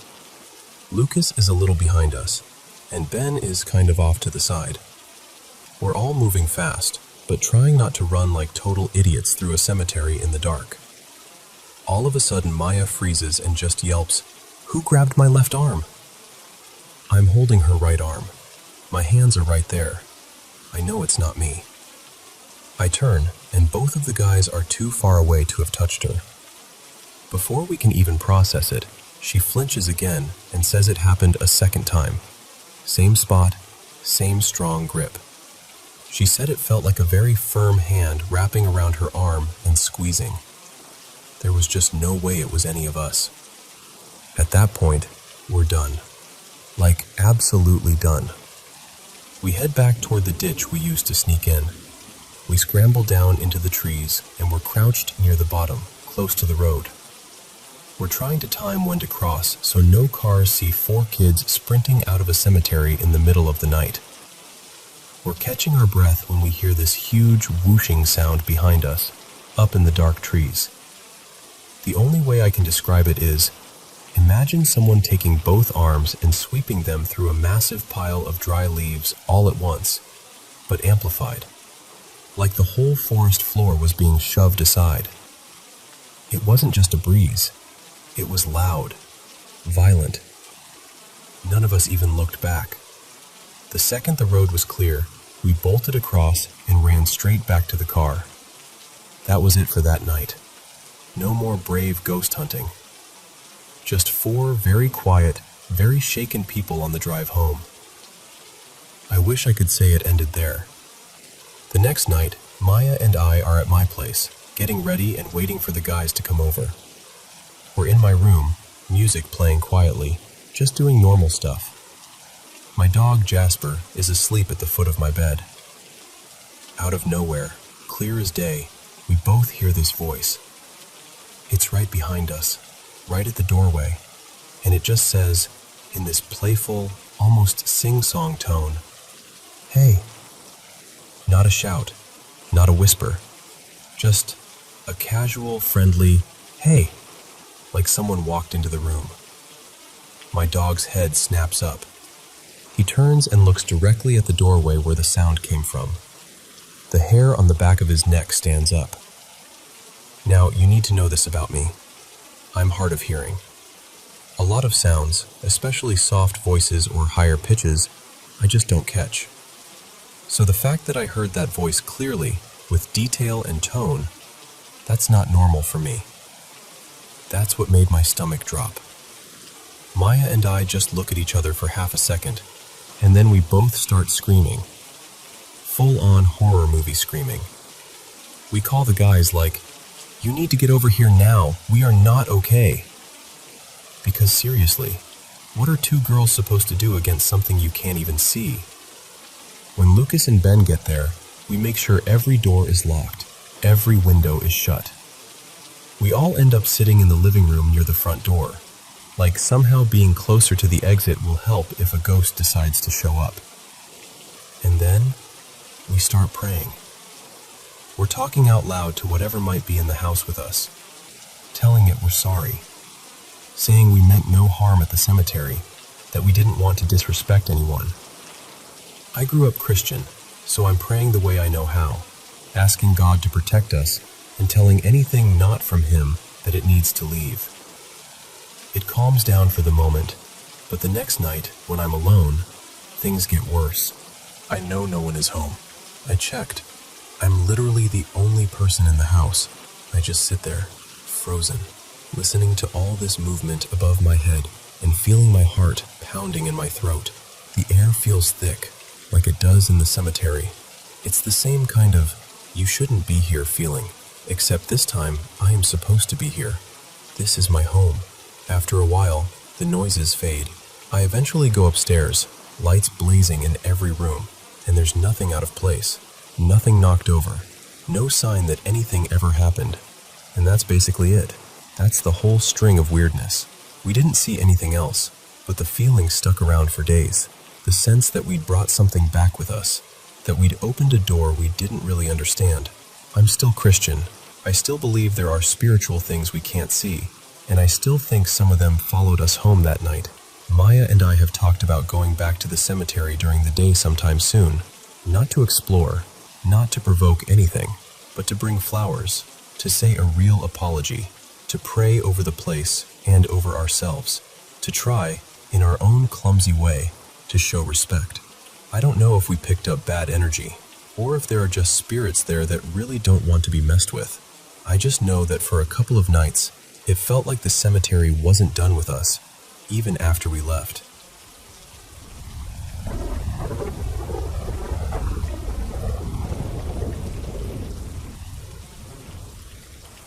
So, this was the other night, right?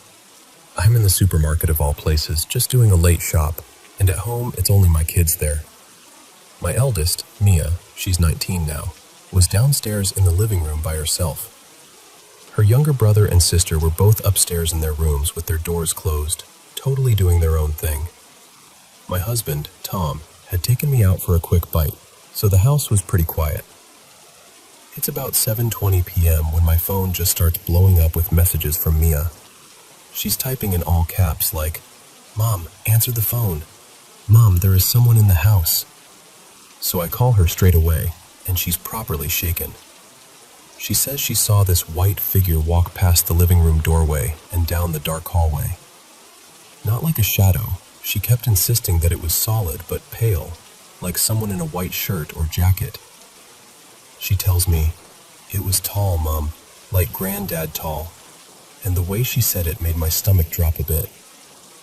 I'm trying to calm her down over the phone, like, okay, check the doors are locked. Turn on all the lights, put the TV on, you'll be fine. We're on our way home. By the time we get back, she's still rattled, but nothing else happens that evening. At least, not yet. Fast forward to about 1:45 in the morning. Everyone's in bed. The kids are fast asleep. Me and Tom are lying there in the dark, blue light from our phones going, just scrolling through TikTok like we always do when we should be sleeping. Now, in our bedroom, we've got this big bookcase, and on the top shelf I keep a couple of handbags and some boxes. Nothing precarious, nothing hanging off the edge. I know because I'm the one who stacks it. Out of nowhere, we hear this loud thump slide sound, and one of my handbags doesn't just fall.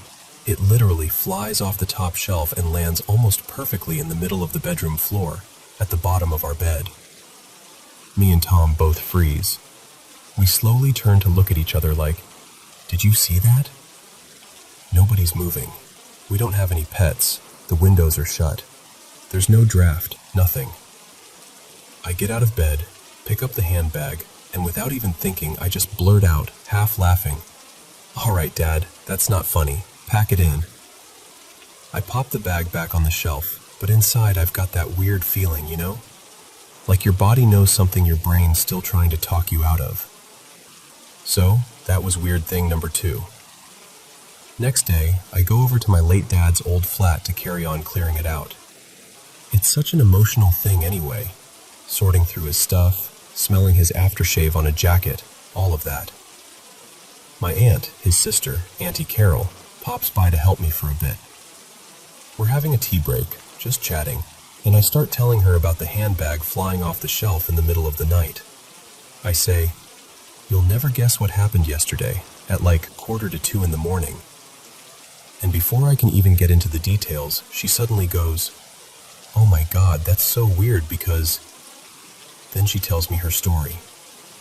The night before, about 9:10 p.m., she was at home alone. She'd been on FaceTime with my cousin Leah. They're just chatting away, and Auntie Carol sat at her kitchen table facing the back door and the hallway. All of a sudden, she sees a white figure, her exact words, walk from the back door across into the hallway. She said it was roughly the same height as my dad, and it moved like a person, not like a light or reflection. She gasped on the call, and Leah was like... Leah could see her reaction in real time and said she went completely pale. Auntie Carol said she genuinely thought someone had broken in. She gets up, goes to check the hallway, the doors, everything. Nobody's there. The house is locked. As she's telling me this, I'm literally sitting there with my mouth open. When she finishes, I go, "Okay, now you need to hear what happened to Mia." So I tell her about Mia seeing a tall white figure walk past the living room door around 7:20 p.m., and then the handbag launching itself off the shelf around 1:45 a.m. We both just sit there, staring at each other, and I get goosebumps from head to toe. There is no way either of us could have known about the other's experience before that conversation. Mia hadn't talked to her, and Auntie Carol hadn't said a word to us. And both times it's this white figure, about my dad's height. The thing is, my dad, granddad to the kids, used to live with Auntie Carol years ago. He'd constantly be in and out of the back door, going outside for a smoke, wandering into the hallway. Same with our house. Back when he stayed with us, he was always popping in and out, never sitting still. So now, me and my aunt are just looking at each other like, are we being haunted by your brother or what? And it doesn't even end there.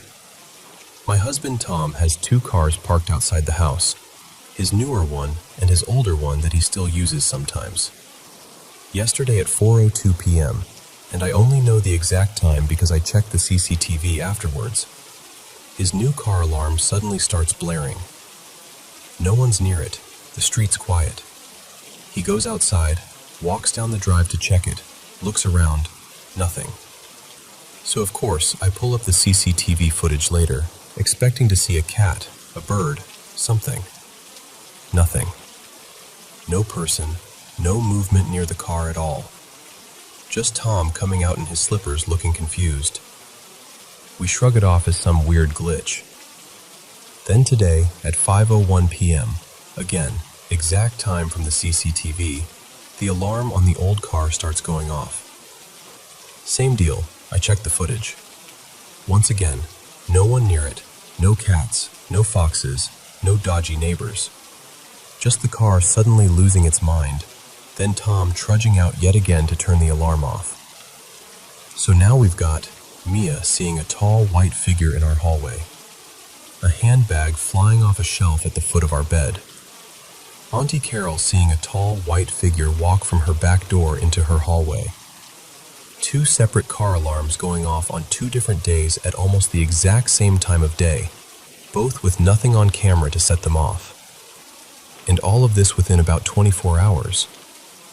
At this point, I'm half freaked out and half laughing, because if my dad is behind this, it is exactly his sense of humor. He had a wicked, cheeky streak. He loved winding people up, jumping out on us, playing silly pranks, making us jump, then absolutely howling with laughter.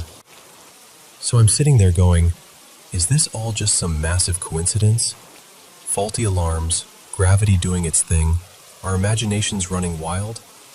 Or is my dad just having the time of his life on the other side, messing with us? Honestly, I don't know. But I do know this, if it is him, he will be absolutely delighted that we're all running around, checking CCTV, screaming over handbags and car alarms, swapping ghost stories and saying, "Oh my God, that's so like him." And I can just picture him, wherever he is, doubled over laughing, going, "Lighten up, I'm only playing."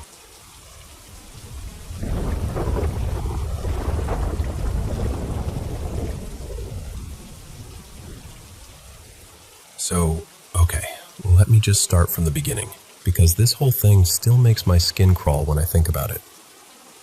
I moved into this house, I want to say late 2019, maybe early 2020, somewhere around then. The dates blur together a bit. What I do remember is my mom, Elena, telling me the place was close to 100 years old. Like, really old. Creaky floorboards, weird little corners, the whole vibe. My stepdad, Mark, was doing a lot of the fixing up himself, and he'd make these comments that at first I laughed off. He'd be working on the walls or repainting trim and say things like, "Man, I don't think they like this," meaning whoever was here before us, or whatever. He said he could feel it, like the house itself was annoyed. And honestly, every time we came over to work on it before we officially moved in, it did feel like something was there. Not like, "Oh, I'm so spooked, what a fun Halloween moment," but like a pressure. A presence that didn't want company. Anyway, let me explain the layout a bit so this makes sense. There's this hallway, kinda long, not super wide. If you're standing at one end, on the left side at the very end, there's a door that leads to my mom's office. Just before that, also on the left but a bit further down, there's a door to my mom's bedroom. So when you walk down the hall, you pass her room first, then the office. It's one of those hallways that feel longer at night, you know? Like it stretches. So one night, it was already dark out. I was walking down the hallway toward my mom's room. The office door was open, lights off in there. And as I'm passing by, I glance in. Just a quick look. That's when I see it. There's something on the floor, on its hands and knees, facing the doorway. It was so pale, it almost didn't look like skin. No clothes, no real features that I could make out, just a shape, a person-shaped thing. But its eyes, or I guess where its eyes should have been, are what I can't forget. They weren't eyes, they were just holes, completely black, like someone punched 2 tunnels into its face and forgot to put anything back in. I honestly can't remember if it had a mouth. Maybe my brain just blocked that out. But the feeling that I remember, it was like being dropped into ice water. I froze. It stared, if you can call it staring when there aren't any eyes. And for a second, I didn't even feel like I was in my own body. And then it was just gone. I blinked, looked again, and the office was empty. I don't remember hearing it move. I didn't even hear the floor creak. I just remember my heart pounding so hard it hurt. I tried to gaslight myself, like, okay, you're tired, you're jumpy, it was a shadow, it was a pile of laundry, all the usual things. But no pile of laundry has eye holes, you know? Now, the next part isn't something I saw, it's something my brother Jonah told me. Back then, our bedrooms were right next to each other on the same floor. I've moved upstairs since, but at that point, our doors practically shared a wall. One night I was in my room like usual, just lying in bed and doom-scrolling on my phone. Lights off, not really thinking about anything deep, just existing. Jonah walks into my room kind of abruptly, looking off. Not full-on panicked, but definitely not okay. He goes, "Were you just in my room?" I look up from my phone and I'm like, "No, I've been here the whole time." He stares at me for a second and then says, "I just saw someone in my closet who looked exactly like you, but paler. And not just, oh, you need some sun, pale. He meant wrong, pale." So I'm sitting there thinking, okay, so either my brother's messing with me, or there is something in this house that can mimic me. And honestly, neither option feels great. Like, hello, a mimic? In my house? And why me specifically? Why not copy literally anyone else? And if it is some kind of mimic, is that a bad sign? Because my gut is saying yes. Very yes. And then there's this other thing that happens, not just once, but over and over.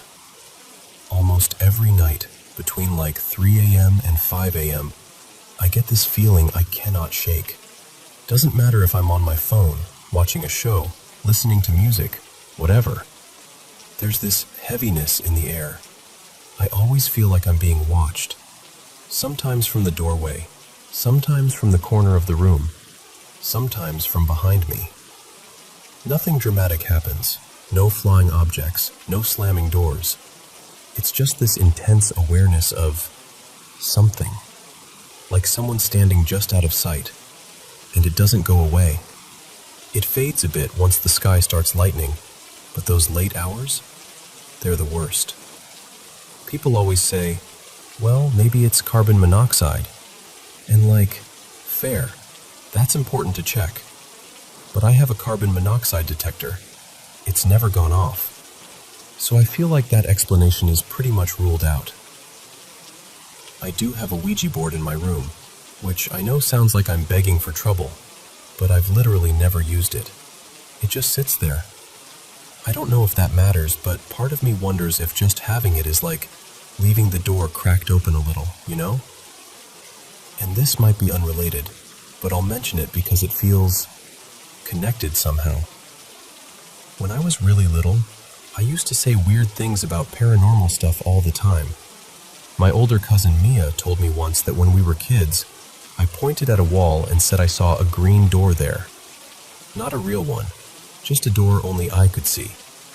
And then apparently I looked up and said there was another door in the ceiling, but I don't even remember what color that one was supposed to be. There's also this story my mom loves to tell. She says that when I was a toddler, I looked at her very seriously one night and asked, "Do you remember when I was sitting with the others and you picked me out?" Like I was talking about, I don't know, a before. A place where there were others, and somehow she chose me. I don't remember saying that. I don't remember anything like that. But it's one of those phrases that just sticks in your brain once you hear it. So now I'm here, older, living in this not quite a century-old house, seeing pale things in offices, hearing my brother say he saw a me but not me in his closet, and lying awake between 3 and 5 a.m., feeling like something is standing over my shoulder. And I don't know what to do. I'm not totally against the idea of ghosts being around. Like, if there are spirits here just vibing quietly in the background, fine. Live your afterlife, I guess. But whatever is happening now is starting to genuinely scare me. It feels different, more focused, less like random spooky house stuff and more like attention, directed at me. I guess what I'm really looking for is some kind of answer, some way to understand what this might be, or at least how worried I should be. Because right now, I feel like I'm stuck between maybe it's nothing and maybe it's something really bad. And that's not a fun place to live in, especially when it's literally your home. So yeah, that's my story. The hallway thing, the mimic in the closet, the late night watching feeling, the weird stuff I said as a kid, all of it. I'm okay, I'm functioning, but underneath that, I'm scared.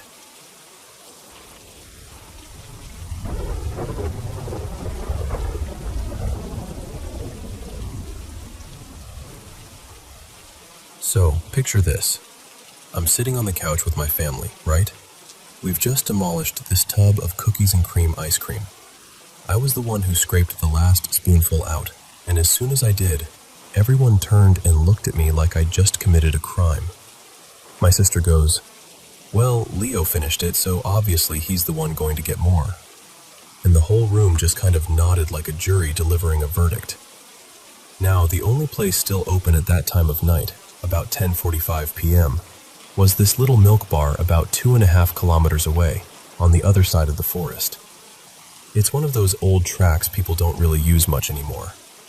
The council tried to close it once because it was unsafe, which, in hindsight, yeah, fair. But in that moment, I knew there was no arguing my way out. So I chuck on my warmest hoodie, some trackies, my old beat-up sneakers, and this ridiculous beanie my grandma knitted. I grab my half-dead head torch, you know the type where the light flickers like a horror movie prop, and head out the door. The air outside was cold enough to bite a little when I breathed in. The streetlights stopped a few houses down, and then it was just darkness and that faded dirt trail leading into the trees. I started walking, telling myself, it's just a walk, just a forest, just ice cream. You'll be fine. For the first 10 minutes or so, it was pretty uneventful. Just the crunch of gravel, the squelch of mud, and the occasional moth dive-bombing straight into my torch. The beam was weak and cracked across the lens, so it threw light in this weird, patchy way that made tree trunks look like they were shifting when they weren't. Then, out of nowhere, I hear this rustling behind me. Before I can even turn around properly, this whole bunch of rabbits, like a lot of them, comes sprinting past me along the track. I'm talking maybe 15, 20 rabbits, all at once, zooming by as fast as kids running out of school on a Friday. They raced past my feet, then suddenly split in every direction, diving into the bushes like something had just yelled, "Scatter!" I kind of laughed for a second like, okay, that was weird. But then, before I could finish that thought, something much bigger crashed through the undergrowth to my left.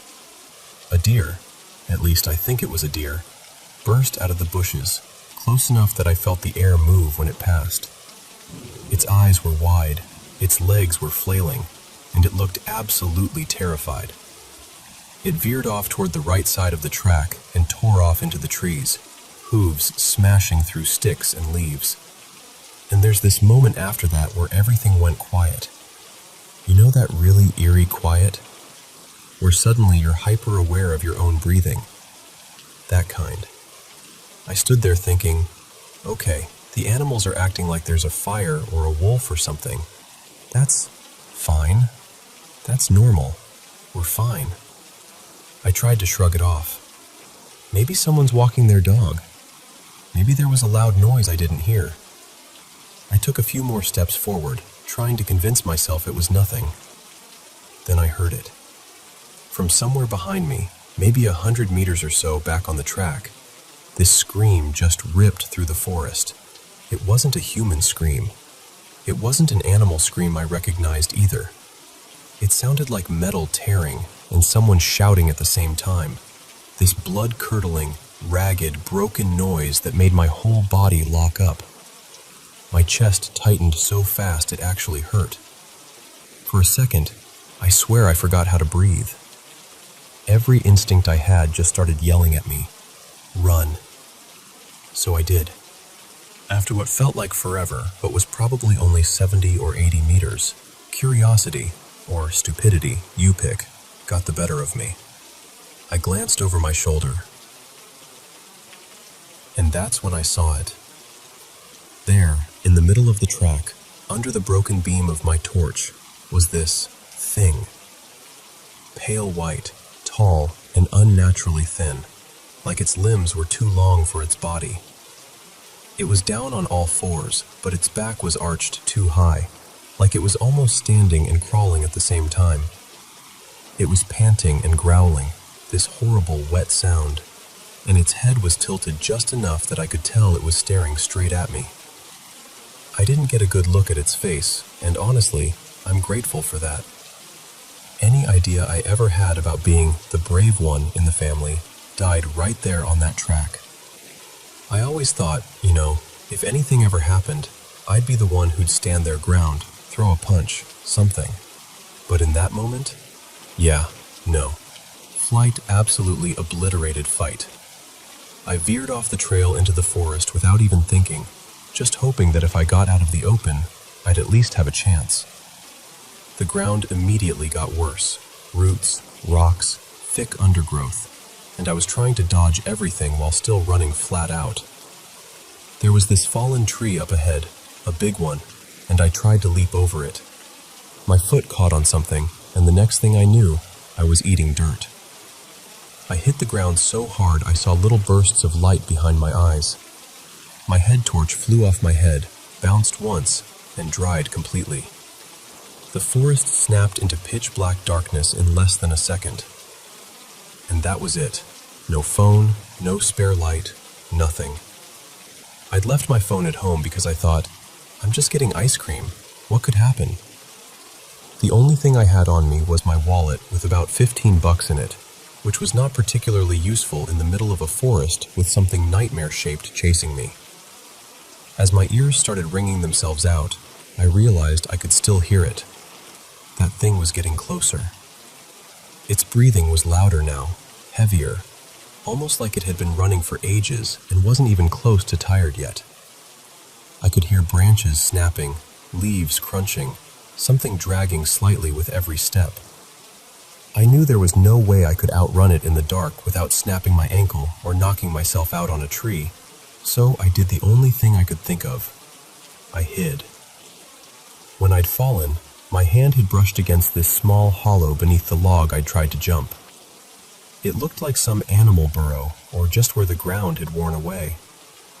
It wasn't big, but when I reached down and felt around, I thought, maybe, just maybe, I can fit. Adrenaline is wild, by the way. I grabbed the edge of that log and somehow, with every muscle in my body shaking, managed to lift it just enough to wriggle myself underneath. Then I eased it back down on top of me, praying it wouldn't slam and give away my spot. The space under there was tight. Dirt pressed up against my chest. I could feel roots digging into my arms. My face was just inches from the ground. I had to turn my head slightly just so I could breathe. Through this thin crack near the bottom, I could see a sliver of the forest floor and a bit of moonlight. That's when it got close. I could hear it first, those uneven, mangled footsteps, like something with joints that didn't quite bend the right way. Then I saw them. Feet. Or what I think were feet. They were pale and twisted, like the bones inside were bent out of shape. The legs moved in this jerky, too fast way, almost like they were going to snap with every step, but somehow didn't. It thundered past the log, breathing harder than a lawnmower ripping through tall grass, this horrible, raspy inhale that felt like it was right inside my ear. All I kept thinking was, do not sneeze, do not cough, do not exist. It kept going, the sound of it crashing through the forest growing fainter and fainter. Even after I couldn't hear it anymore, I still stayed frozen. Time kind of stopped being real at that point.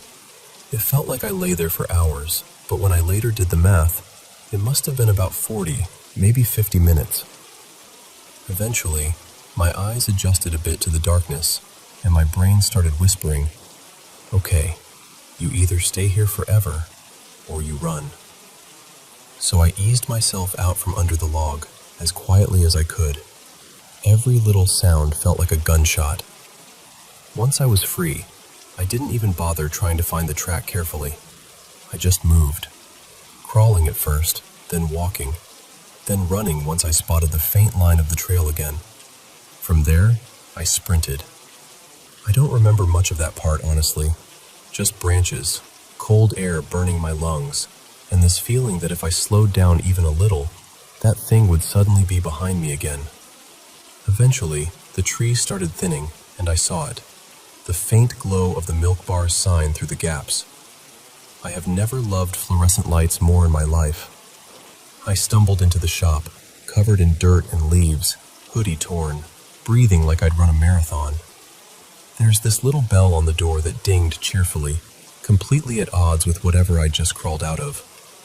Behind the counter was the owner, an older guy named Mr. D'Souza, who's usually pretty chill.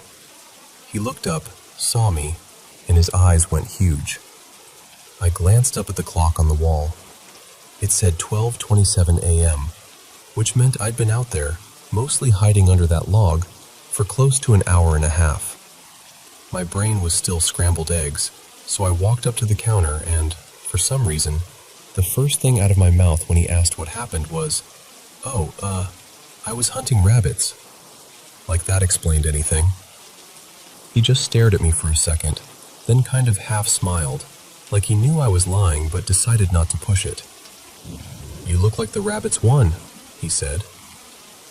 I grabbed the tub of ice cream my family liked, different flavor this time, caramel swirl, paid with my filthy hands, and then just blurted, "Hey, is there any chance you could give me a lift home? My, legs are a bit done." He studied me for a moment. This man in his 50s, kind eyes, lines on his face that said he'd heard a lot of stories and probably believed about half of them. Then he nodded.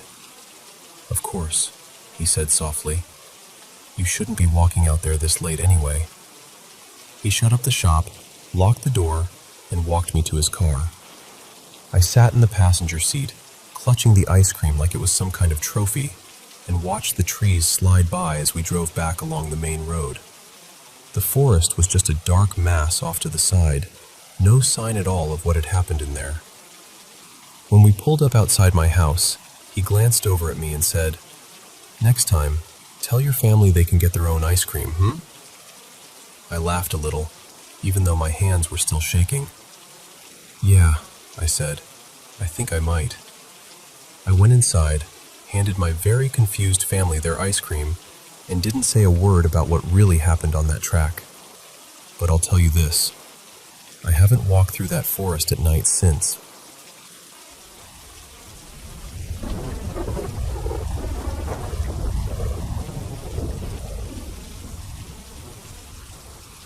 So, okay, let me just talk to you like we're sitting on the couch together, because this is a lot easier to tell than it is to type out. For you to really picture it, I've got to start with the layout. My place is kind of like a tiny compound.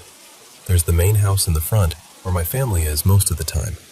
Then, tucked in the back left corner of the yard, there's this little playhouse we used to use as kids. And in the back right corner, there's the tiny house. My older brother used to live in that tiny house, but he moved out a while ago, and now it's just there. Empty. Quiet. A little too quiet. Now, one thing about me, I'm very open to paranormal and spiritual stuff, but I'm not out here chasing ghosts with night vision cameras and EMF meters, you know? I'm not trying to be on a reality show. I'm actually a really logical person. I want evidence, explanations, science, all of that. But I'm also super emotional and intuitive. I feel things really deeply, and sometimes I pick up on vibes before I pick up on facts. I'm a Pisces, if that means anything to you. I'm not like a hardcore astrologer, but I believe in it enough, and I've heard over and over that Pisces tend to be more perceptive with paranormal stuff, seeing, feeling, hearing things that other people might miss, especially when it comes to spirits. For a few years now, the upstairs of the tiny house has just felt wrong. Not like horror movie wrong, but off. Heavy. I'd go up there to grab something or to sit alone for a bit, and I'd get this feeling like I wasn't alone. Like someone was watching me from the corner of the room. You know that feeling when the air gets thick, like you're being studied? Yeah, that. But I never really dug into it. I just kind of brushed it off as me being dramatic or tired or whatever. Then, about a week and a half ago, it finally clicked that maybe this wasn't just in my head. My best friend, Lena, she's also a Pisces by the way, comes over a lot. When my younger siblings are being loud tornadoes in the main house, she and I sneak off to the tiny house to escape. The upstairs is like our secret hideaway. So we're up there one afternoon, just scrolling on our phones and talking, and out of nowhere I ask, "Hey, do you ever feel weird up here? Like, not just normal weird, but watched." She pauses, looks around, and goes, "Honestly, yeah, I felt that for a while. I just didn't want to say anything first." We both kind of laugh, but it's that nervous laugh, you know? We start talking about paranormal stuff and decide that someday, when we're not broke, we'll buy one of those spirit communication devices, like an Alice box or something, to see if anything actually responds. That same day, though, I'm like, why wait? I might as well try something simple. So later, when I'm alone upstairs in the tiny house, I try that old pencil cross game thing you see online. I set it up, ask a couple of questions, and nothing. Absolutely nothing. Just me and two very still pencils. It feels more silly than spooky. I get bored pretty quickly. So I decide to call Lena and tell her everything I'm feeling in more detail. I grab my phone, hit call, and it rings once and then, boom, straight to voicemail. No waiting, just immediate. I figure she rejected it by accident, so I text her, "Hey, why aren't you picking up?" She replies, "I didn't get a call? There's nothing on my end." We shrug it off as a random glitch. Phones are weird sometimes, right? So I do what any logical person does. I Google it. I'm scrolling through all these help articles and forum posts, trying to find some technical explanation, but nothing really fits. It's just odd. That's the first weird thing. I stay upstairs for a while longer, still in that tiny living room area, trying to talk myself out of being creeped out. About an hour later, I get a notification from Lena. I open my messages and see this little bubble that just says, "Reacted with?" to a photo. Only, there's no photo, no image, no attachment, nothing to react to. I text her, "What did you just react to?" She goes, "What do you mean? I just opened our chat and that popped up. I thought it was from you." We scroll back through the messages. Nothing. No picture, no link, nothing that should have had a reaction. At that point, I'm like, okay, my phone is being its usual broken self, and I try to let it go. Later that night, I decide to try calling her from my laptop on Discord instead. You know, different device, different connection. We get on a call, and it works fine. We're chatting, laughing, talking about school and random drama for almost an hour. Then suddenly, mid-sentence, everything cuts off. The call disconnects, my screen freezes, and these weird, glitchy blocks start popping up across the display. Not like a simple lag, more like the graphics are breaking apart. I try to close the app. Nothing. I try to shut the laptop down, and it just won't respond. Meanwhile, the Wi-Fi icon says full bars. Every other device in the house is fine. I text Lena from my phone. "Why'd you hang up?" She replies, "That was you. My Discord just said you disconnected." And that's when I feel that familiar heaviness again. I'm sitting upstairs in the tiny house, in this weird digital silence, and my brain goes, what if it's not the Wi-Fi? What if something up here is messing with my stuff? Now listen, I know there can be 100 logical explanations. Software bugs, random network issues, whatever. And I try really hard to lean on those. The thing that gets me, though, is that it only happens up there. Upstairs. In that tiny house. Nowhere else. By this point, it's getting late, like around 10, and I'm feeling more uneasy than curious. I power everything down, head down the stairs a little faster than usual, and lock up for the night. Fast forward 2 days. I'm still thinking about everything, so I download this EVP-style Spirit Box app. One of those that's supposed to pick up on spirit energy. I know. It's a phone app, so my expectations are basically on the floor. But the reviews are surprisingly positive, so I'm like, okay, this is probably fake, but let's see. I go upstairs in the tiny house, sit down, and open the app. The interface has this big meter at the top, and a little text bar underneath. The meter goes from blue to orange to red. Blue means nothing nearby. Orange means something might be close. Red means it's right next to you. The text bar underneath gives vague prompts like, when it's quiet, word, sentence, or things like walking, steps, and so on when it detects something. The app starts with this slow, steady beeping. The bar is mostly blue. I take a breath and say, "Hi, my name is Rowan." Nothing happens at first. The beeping stays slow. The bar flickers a little, but barely. Then I say, "If there is any spirit or energy in here with me, can you please give me a sign?" Almost immediately, the meter jumps from blue to a bright orange. The beeping speeds up, and the little text bar flashes, "Noise." I freeze. My heart starts to beat faster. I'm suddenly very aware that I'm alone up there. I panic a little and shut the app off. As soon as I do, the room feels heavier. Like something doesn't want me to leave. Like something's watching me and waiting to see what I'll do next. Despite all that, somehow, I'm still skeptical. I keep telling myself, it's just an app. It's probably programmed to do this. Don't jump to conclusions. I know. How stubborn can one person be? Over the next couple of weeks, I don't really try anything big again. I still go up there sometimes, mostly to study or just get away from the noise in the main house. And every now and then, I'll quietly say, "Hi," or "Bye," or "Hope you're okay," just in case something is listening. It feels weirdly rude not to. Then, last night happened. I went upstairs to the tiny house with my backpack and my laptop, just wanting some peace so I could finish my homework. The air felt normal enough, a little still, but not threatening. I finished my assignments, and I was about to pack up and go back to the main house when I thought, you know what? One more try, just to see if anything happens again, or if it really was just my brain making patterns out of nothing. So I opened the Spirit Box app again.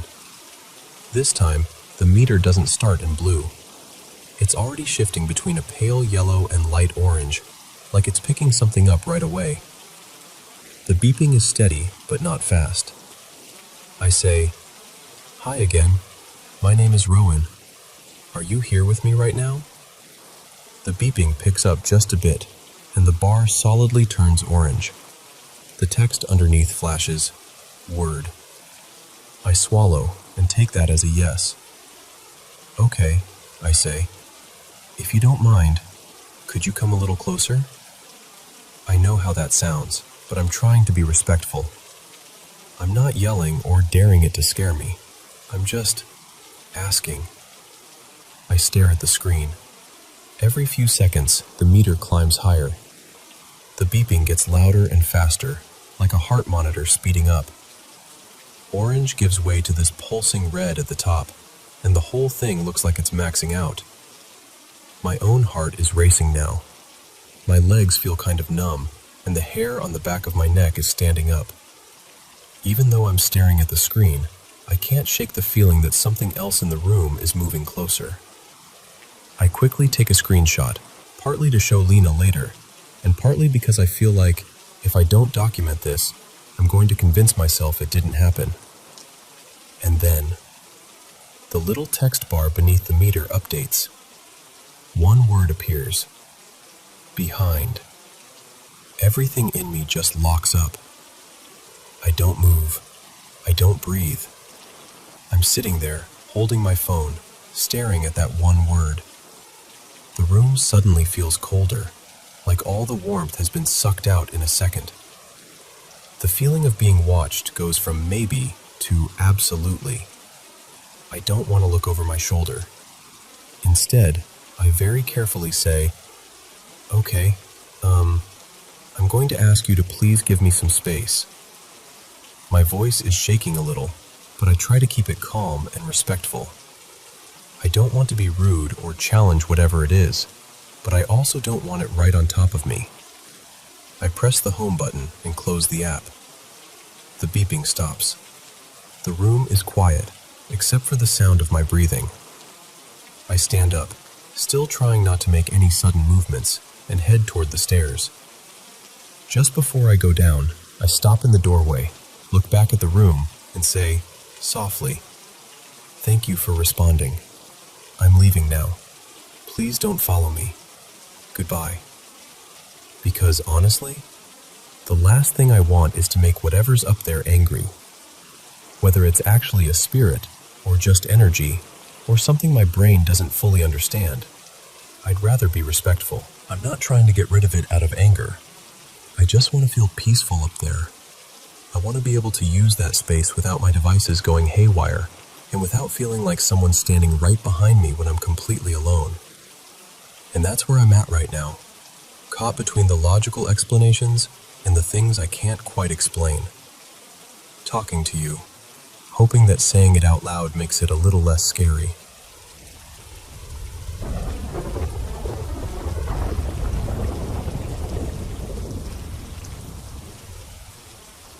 So, I grew up in and around a car shop.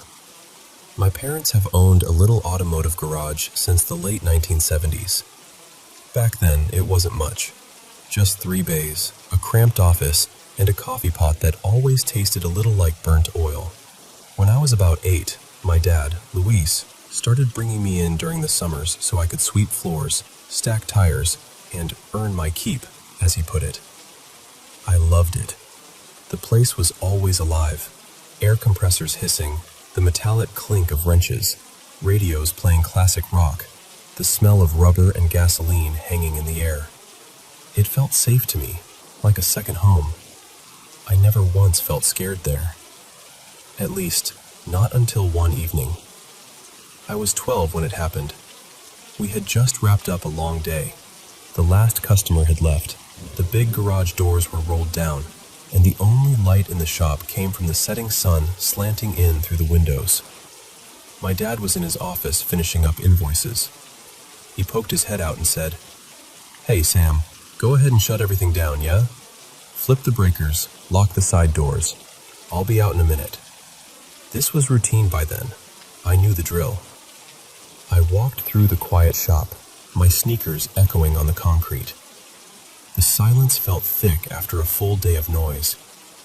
I remember the smell of hot metal cooling and the faint ticking of engines settling. One of the bays was taken up by this huge red ladder truck from the fire department. We did maintenance on their vehicles sometimes. The front of it was facing out, and there was this strip of orange light pouring around its sides from the windows, like it was haloed in sunlight. I locked up the front door, double-checked the side entrance, then headed toward the back to cut the breakers. That's when it hit me. This feeling. Like someone had just stepped into the room behind me. That electric, prickly sensation between your shoulder blades that says, "You're not alone." I stopped mid-step. The property was fully fenced in. an 8-foot chain-link fence topped with barbed wire, plus a heavy rolling gate at the front. You couldn't just wander in off the street. I knew that. But the feeling crawled right up my spine anyway. I remember thinking, don't turn around, don't turn around, don't. Of course, I turned around. My eyes went straight to that fire truck, or more specifically, to the light around it. The sunlight behind it was so bright that the space around its frame glowed. I stared at that glow, and as I was watching, something moved. A dark shape, low, like someone crouching, slid out from behind the truck just far enough to peek around the side. It completely blocked the light for a second. Just a solid, black silhouette with a head and shoulders, maybe an arm pressed to the floor. I couldn't see a face, just the outline. And then, so fast it didn't even look human, it jerked back behind the truck again. Smooth and wrong, like it didn't quite match the way real bodies move. I froze. I didn't yell. I didn't investigate. Every instinct I had screamed at me to get away from there, so I did exactly that. I ran, full sprint, straight to my dad's office. I burst in, out of breath, and I remember my voice cracking as I told him, "Dad, there's somebody in the shop, behind the fire truck. I swear, I saw them." He looked up from his desk, pen still in hand, and just smiled. That kind of half-amused, half-exasperated smile. "Sam, relax," he said. "Nobody can get in. The gate's locked. You're spooking yourself." I begged him to check. So he humored me. Nothing. Not a soul. On the way back to the office, he chuckled and ruffled my hair. "Got yourself a wild imagination, kiddo. This place isn't haunted. I built on empty land. Just dirt and trees out here before us." After that, it turned into a running joke. Any time I jumped at a sound or mentioned something odd I'd noticed, somebody, my dad, my mom, Elena, would say, "Careful, Sam's seeing things again." I laughed along, but inside I knew what I'd seen. That shadow wasn't a trick of the light. It felt aware of me, like it was waiting for me to notice it. 2 years went by. By then I was 14, more interested in friends and music than in sweeping up lug nuts, but I still helped at the shop. One night my dad came home late. I was sitting at the kitchen table doing homework. He walked in, set his keys down a little too carefully, and just stood there for a second, like he was trying to decide what to say. My mom, Rosa, looked up from the sink. "You okay?" she asked. "You look like you saw a ghost." Dad let out this shaky little laugh that did not sound like him. "You're not going to believe this," he said, looking right at me. "But I think I owe Sam an apology." That got my attention. He sat down at the table and folded his hands, and I noticed they were trembling just a bit. He told us he'd stayed late at the shop to finish payroll. Everyone else was gone. Doors locked, lights off in the bays, just his office lamp on. He'd done that 1,000 times before in the 30-something years he'd worked in that building. He was mid-sentence on an invoice when a sound exploded through the walls. He described it as a bam, like someone had taken a sledgehammer to a steel drum right behind his head. The whole office shook. Files jumped on the desk. The metal blinds clattered against the window. He thought someone had crashed a car into the side of the building. That's how violent it felt. Heart pounding, he grabbed the pistol he kept locked in his bottom drawer, took a flashlight, and went to check. He said, "Sam, I was so sure there was someone in there that I called out, 'Hey, who's there?'" He checked the bays. Empty. He checked the doors. Still locked. He walked the outside perimeter, shining the flashlight along the walls, looking for damage, a crack, something. Nothing. No dents, no broken glass, no footprints in the gravel. When he went back inside, he sat down at his desk and just listened. The building was silent. Too silent. He told us that on the drive home he started thinking, maybe it was pipes, maybe the AC, maybe the building settling. So the next day, he pulled the old blueprints out of storage and spread them across his desk, tracing the lines with a finger. He expected to see big pipes or ductwork running through the office walls. There wasn't anything, just standard framing. No heavy lines, no old furnace shafts, nothing that could have made that kind of impact sound. He looked at me then, softer than I'd ever seen him. "I've been in that office for 30 years, he said. "I've never heard anything like that. So, if you say you saw something, kiddo, I believe you now."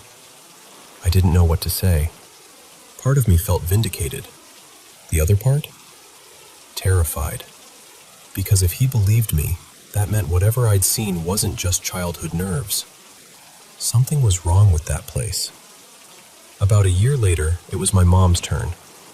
She had this habit of going in on Saturday mornings to clean when the shop was closed.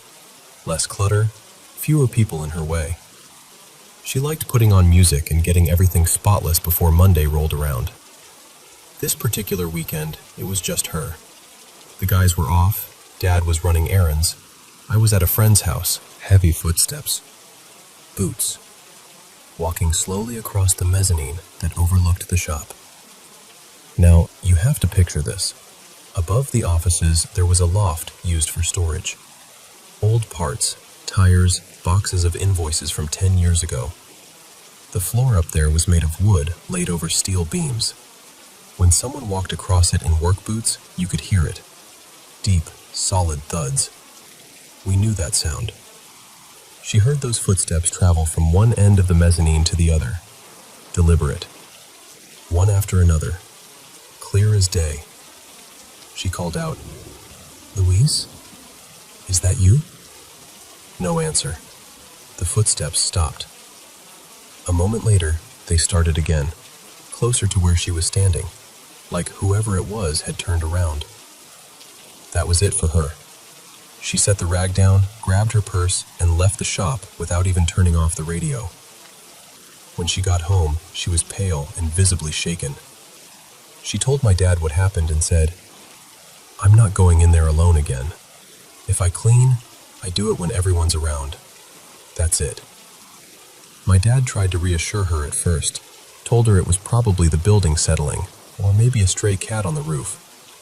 But later, when it was just me and him, he admitted, quietly, "I've heard the boots up there too." After that, we all started noticing things. Sometimes we'd walk into the bays first thing in the morning, and the long metal strips and car parts hanging from the racks would be swaying gently, like they'd been pushed a few seconds before we came in. Not a soft, random sway either. Sometimes they'd be rocking enough that you could hear the metal clips clinking. But there was no draft. No fans on. The big doors were shut. It was still air, with moving parts. We found tools left in strange places, sockets lined up in a neat little row in the middle of the floor, when nobody remembered putting them there. Once, Dad found a single greasy fingerprint on the inside of a locked display case he swore he'd just cleaned. We never saw another figure like the one I saw behind the fire truck. At least, I didn't. But the feeling of being watched, of not being alone, even when you had the keys and you knew every door was locked, that stayed. It became this unspoken rule. Nobody stayed in the shop by themselves after dark if they didn't absolutely have to. Even my dad, who used to laugh at me for being jumpy, started closing up a little faster, double-checking locks with a new kind of tension in his shoulders. Years later, we decided to expand. Business had grown, and the old building was showing its age. The plan was to put up a new, bigger shop on the same property, just further back. The day they started digging, we all went out to watch the backhoes and excavators tear into the ground. It was exciting, this whole new era for the family business. The excitement didn't last long. As they dug, the operators started noticing things turning up in the soil. Metal fragments at first, then shapes that were a little too deliberate to be mandatory junk. Someone called a local historian, and they ended up roping off part of the site. Over the next few days, they uncovered artifacts, old uniform buttons, bits of rusted metal that looked like they might have been from rifles, and what looked like pieces of buckles and canteens. Everything worn, but clearly not modern. That's when we finally got the full story. Long before my parents bought that land, in fact, long before there was even a road out there, those fields had been part of a major Civil War battle site. A lot of men had fought and died on that ground.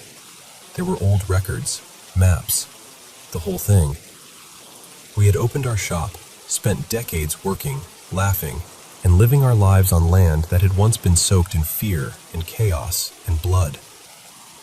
And we never knew. After a long moment, He said, almost to himself, "So, I guess the land wasn't as empty as I thought." I don't pretend to know exactly what I saw that day behind the fire truck, or what pounded the walls of my dad's office, or whose footsteps echoed above my mom's head on a quiet Saturday. But I do know this. Some places remember. And sometimes, if you're there long enough, you feel them remembering.